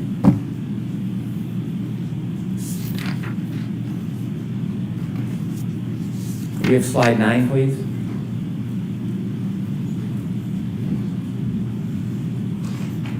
This is the battery temperature. You're gonna have a chance to look at it. If it wasn't so tragic, it is interesting. It is interesting if you like data. The 29, 12, 13, they're leaving the waterfall 82 degrees, 12:22. In the car, 77 degrees, 12:37. About 3.5 minutes after the defendant collides with John O'Keefe, it started to go down to 72, 12:45, 66, 12:53, 61. And you see it drop and steady off at 1:36. Remember, cell phone battery under him. John O'Keefe either struggling for life or he's passed. And blood is still warm either way under him. Doesn't move again until 6:06. It drops down 7 degrees because the women are pulling on him. The cold air is hitting the battery. What happens at 6:15?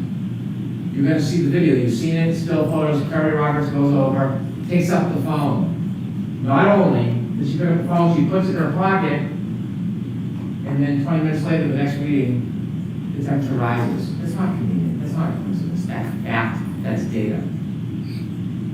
And then the vote is passed, put in a warm environment, and it raises up. 6:15. How can someone conspire to pick up a phone on the side of the yard that's under Mr. O'Keefe's body at 6:15 and know the battery temperature was then going to rise? Not only did the battery temperature rise, when you look at the healthcare data, at 6:15 when she picks up the phone, you know what happens to the healthcare data, right? It starts to move. It's data. It's data. So, while they're going through this duress, the defendant asked Jen McCabe for yet another favor. Look up hypothermia. Find out how long it takes for someone to die in a cold. And there's Miss McCabe in her winter jacket, soccer mom, trying to help. She has MS, her hands aren't working, she's trying to type in what's happening during that time. It's a frantic scene. She tells you that. The defendant then wants to run back to the ambulance, so she goes with her, never finishes or completes the input. And then she tries it again. At 6:23, at 6:24. That's what this woman did that night, that morning. Not only for her friend, for her. For her. That's what she did. And what happens to her after? Because the timestamp, when you open the timestamp, it's at the time it's open, and she's in bed at 2:27 looking up Hockomock Sports because she is so interested in the kids' sports, and that timestamp stays open. And she goes to that tab the next morning when she puts in how long to die in cold. And that's being portrayed that she's in a conspiracy. She gets vilified as a murderer, a soccer mom who came to help. It took Ian Whiffen 5 minutes to show you a live demonstration on how simple that works. That she's not deleting anything. Jessica Hyde told you it's automatic deletions over time. You usually can't delete that information. That's not a click and swipe like the good Dr. Wolf from Arca knows how to do. This can't be erased. But they still hold on to this. As they argue to you and all the injustices that have been done, they tell you, they want you to believe, or take a flyer on the fact that she looked up how long to die in the cold at 227. It is an absolute contrary to the science. There's no basis to support it, but they stand here in front of you. Why? Because every time they say something like that, you look the other way. Don't look at her. Look the other way. 227, look the other way. Don't look at what she did. Former Trooper Proctor, look the other way. Don't look at her. Every time they make those, oh, she got the glass from inside the Albert, maybe in the basement. Look the other way. Don't look the other way. Look at the facts. Look at the data. And it all leads to one person. There's no grand conspiracy. It leads to one person, the defendant. And it's not just the data and facts. It's her herself. Let's talk about Mr. Proctor. You were invoked with this emotion early in the opening that this is a cancer. That's a tough word. Trying to evoke that primal reaction, disgust. I'm not saying you shouldn't be disgusted by the text messages. You should. You should. They're not defensible. I don't stand here and defend impropriety. I don't. But that doesn't change the physical evidence, the scientific evidence, and the data. He was terminated. He paid a penalty.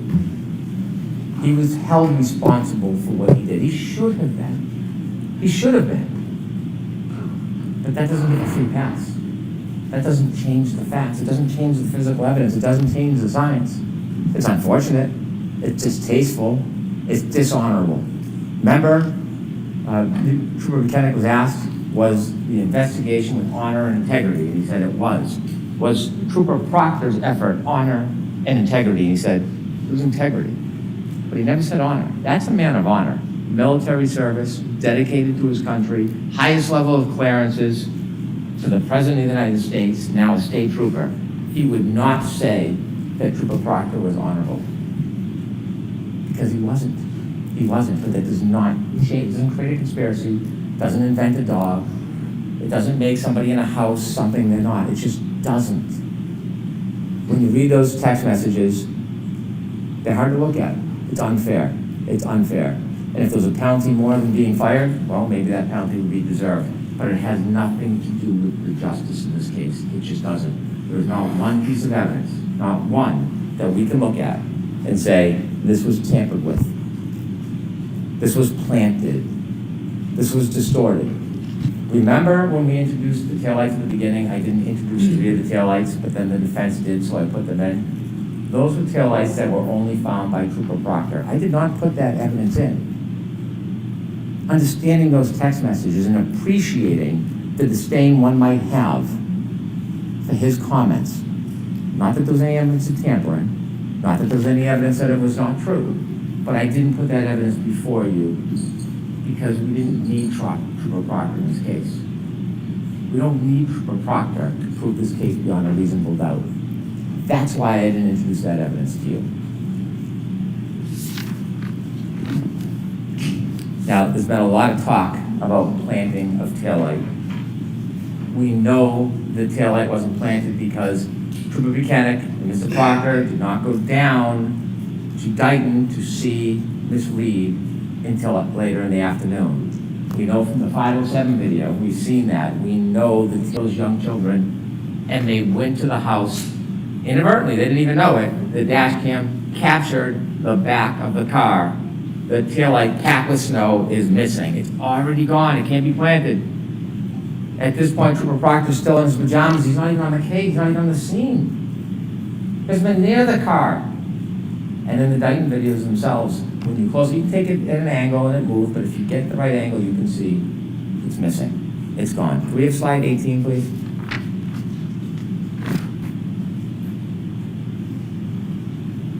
.507. You can play any angle you want, but if you look at this angle, it's gone. You don't plant, it's already gone. You know where it is? 34 Fairview Road, on at the Refield. January 29, 2022, E23. Look at the right-hand side. Look at the left-hand side. It's back of snow. It's gone. It's gone. And the same thing when you do the videos, it's a different angle, a little smaller. If you play that and watch the lights go up and down and slow it down, you will see it expands. It's gone. So when you have Indicting Officer Barrows come in here and try to tell you what he saw in the salad bar, couldn't have been it. You gotta ask yourself, what interest does he have coming in here in this case? A lot of attention on this case, a lot of people watching. Comes in after, of course, driving all the way out to the defense attorney's hotel to meet in a conference room so he can get a subpoena. He spends 2 hours driving up and back so that he can conveniently get a subpoena that tells him to appear, which he could have got by fax or in the mail. And so when he comes in, what he says is, that's absolutely not what I saw. Absolutely not.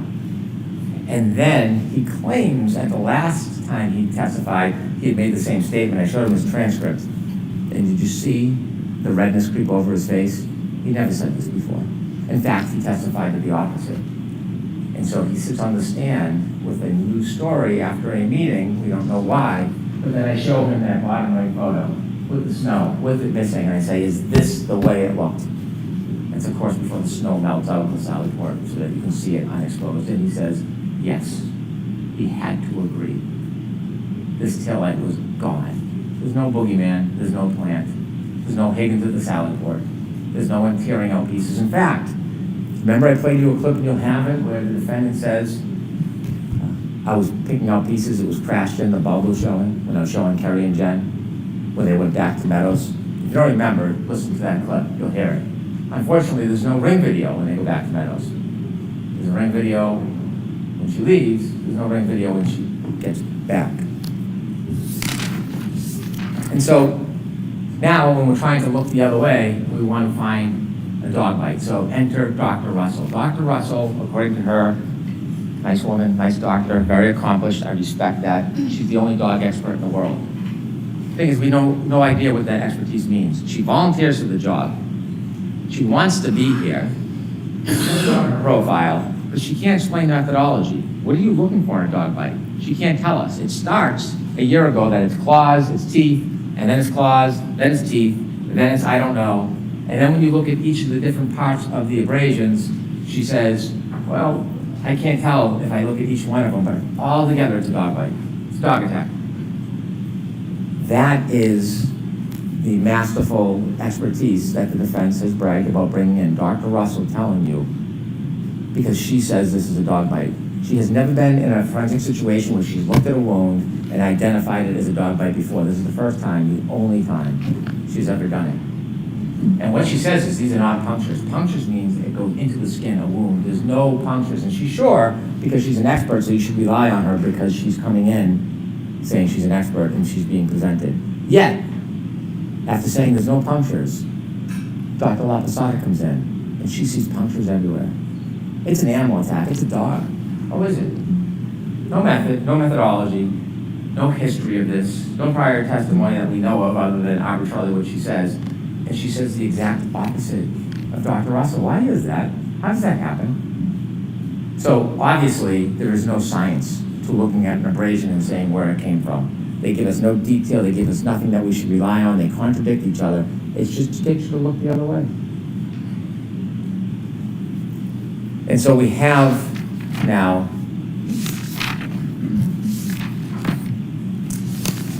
the issue of the defense has said over and over again, there's no collision, there's no collision, there's no collision. And they had a number of witnesses come in to try to say that. And they point to Dr. Scotty Bello, who works at the medical examiner's office. She tells you that she doesn't see injuries consistent with a collision. She's looking at this case for 90 days. 90 days. The evidence in this case did not stop. It continued for 2 years. She knows nothing about the data, nothing about the black box, nothing about the interviews of Miss Reed. She doesn't know about the DNA. She doesn't know about the shards in the arm or in the clothes. Strike that in the clothes. She knows nothing about that. So in 90 days, she didn't see any lower body injuries. She didn't see any lower extremity injuries, which are very common in car collisions. But that doesn't mean it didn't happen because she, in 90 days, saw a fraction of the information. A fraction. And we know now, argument back and forth for days about lower body injuries, the suggestion is a car accident can affect everybody differently depending on the angle, the scope, the speed. Some people can get plowed over by a car and have no injuries. Some people can get touched lightly and have more injuries. And there was the debate about no lower body injuries. Well, ARCA dispelled that in their dummy test, that you can have a collision with no lower body injuries. They did that for us. Thank you. And so the idea that at the time, in 90 days, that she doesn't have enough information to say consistent with a car accident doesn't mean there was no car accident.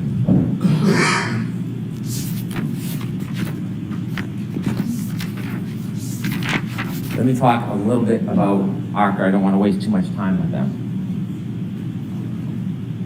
What expert who's supposed to come to you, they're not the arbiter of truth. Their opinions weigh no more than yours. Your common sense has more value than an expert's opinion. Their job is to assist you, to explain what their expertise is so that it's a tool for you so that you can make a decision. That's objectivity. We've heard words like confirmation bias, it's objectivity. Mr. Wolf got on the stand, and before we even started, you have to ask yourself, what expert has a court order for text messages and then deletes the text messages? What expert, what objective expert uses Signal, an encrypted app, to communicate about the case? Never used it before, hasn't used it since. And so when he did his tests, he used a lower weight arm.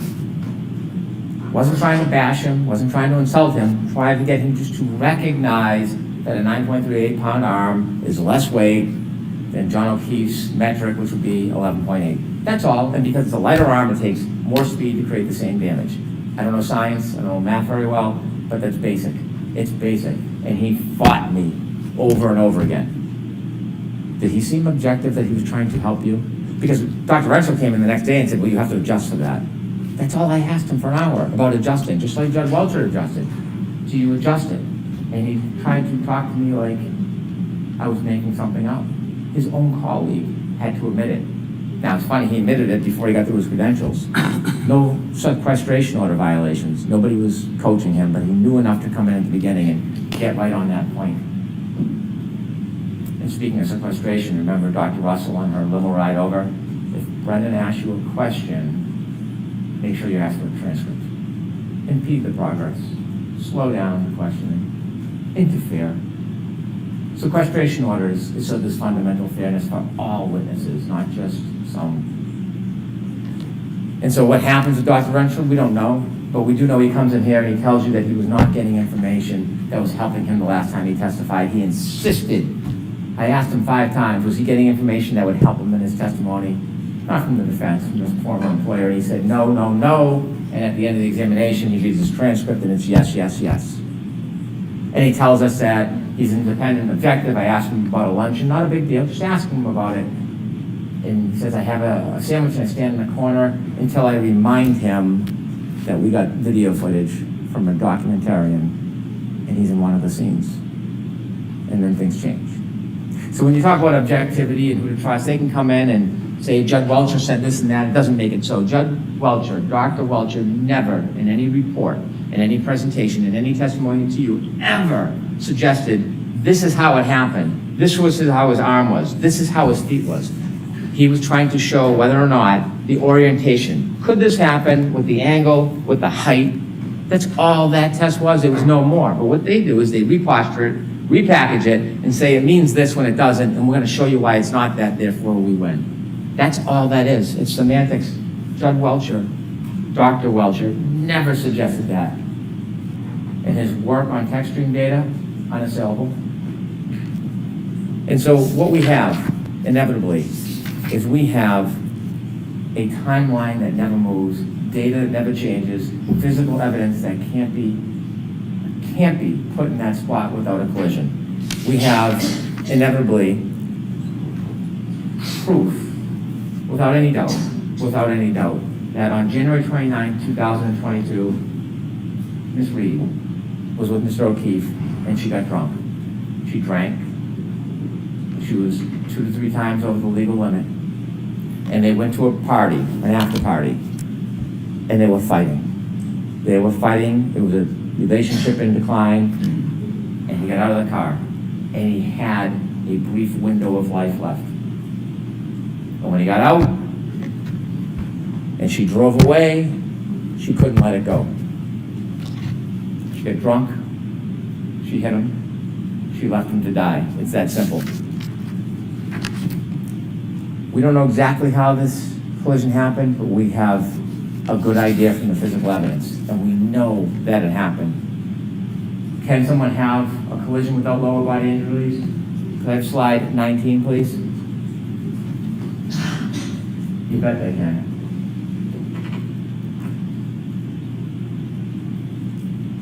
We don't know if this is the body position. We don't know if this is the exact speed, but what it tells us, this is viable. Look at the debris field. Look at his turn. Remember his sneaker on that curb that got lodged against the sneaker? Mr. O'Keefe then falls back, hits his head, counter coup, left to die.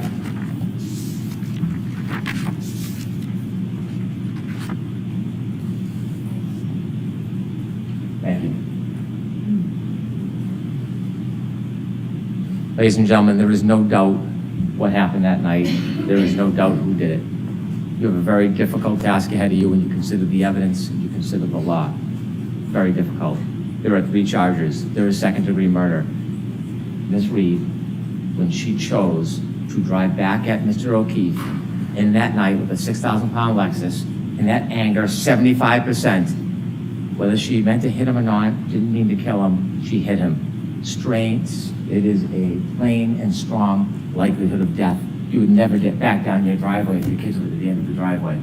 You would say, well, you're gonna kill somebody? You would never do it because you would expect, if you drove at them at that speed, that someone would die. That's second-degree murder. OUI manslaughter, she's drunk, she was reckless. She doesn't even have to know she hit him. She doesn't even have to know she hit him. But she did. She did. And she left a man who was kind and generous and thoughtful. She left him alone. She left him alone to die. Could I have slide 22, please?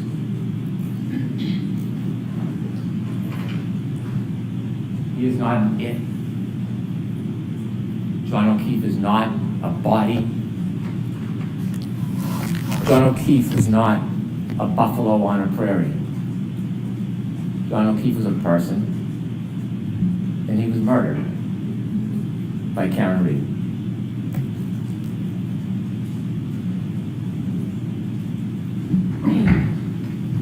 Take that, thank you. All right, jurors, the next up is my instructions to you on the law. I'm not gonna do that right now, you've been sitting for a long time, so I do have to tell you, even though you've just heard the closing argument, you cannot discuss this case even with each other, all right? So we'll send you back for lunch, it's going to be a shorter lunch. My instructions are long, and we want you to be able to get this case to start deliberations today. So I'm going to send you back maybe about a half an hour. Is that enough time for you folks? All right, so we'll give you a half an hour for lunch and then we'll come back. I'll give you my instructions in the law and then the jurors will go out to deliberate. I know there are 18 of you. We seat only 12 deliberating jurors, so 6 of you are going to be out. I can just tell you that, you know the odds, right? And I can tell you it's Mr. McDermott's least favorite part of his job is smoking.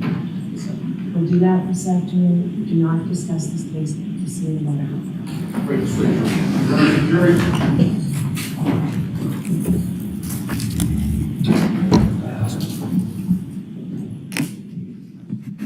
So, I know, or I think everybody knows, I think these jury instructions are gonna probably be the most important part of this whole hearing after the last trial. If you don't remember or didn't see, the last juries came to a verdict. Counsel, can I see you just a second? Sidebars. The last jury was hung, and they later said it might have been due to the jury instructions and the jury sheet, they did not understand it properly. So she's really gonna have to go over it this time, to make sure, you know, that that doesn't fall under appeal if she's found guilty. At this point, it's just so many holes. I think she'll probably, unfortunately, be found innocent, but we'll see. All right, everybody have, Hank just finished. Monica will be back in half an hour for jury instructions. So I'm gonna grab a quick lunch and I'll see you guys.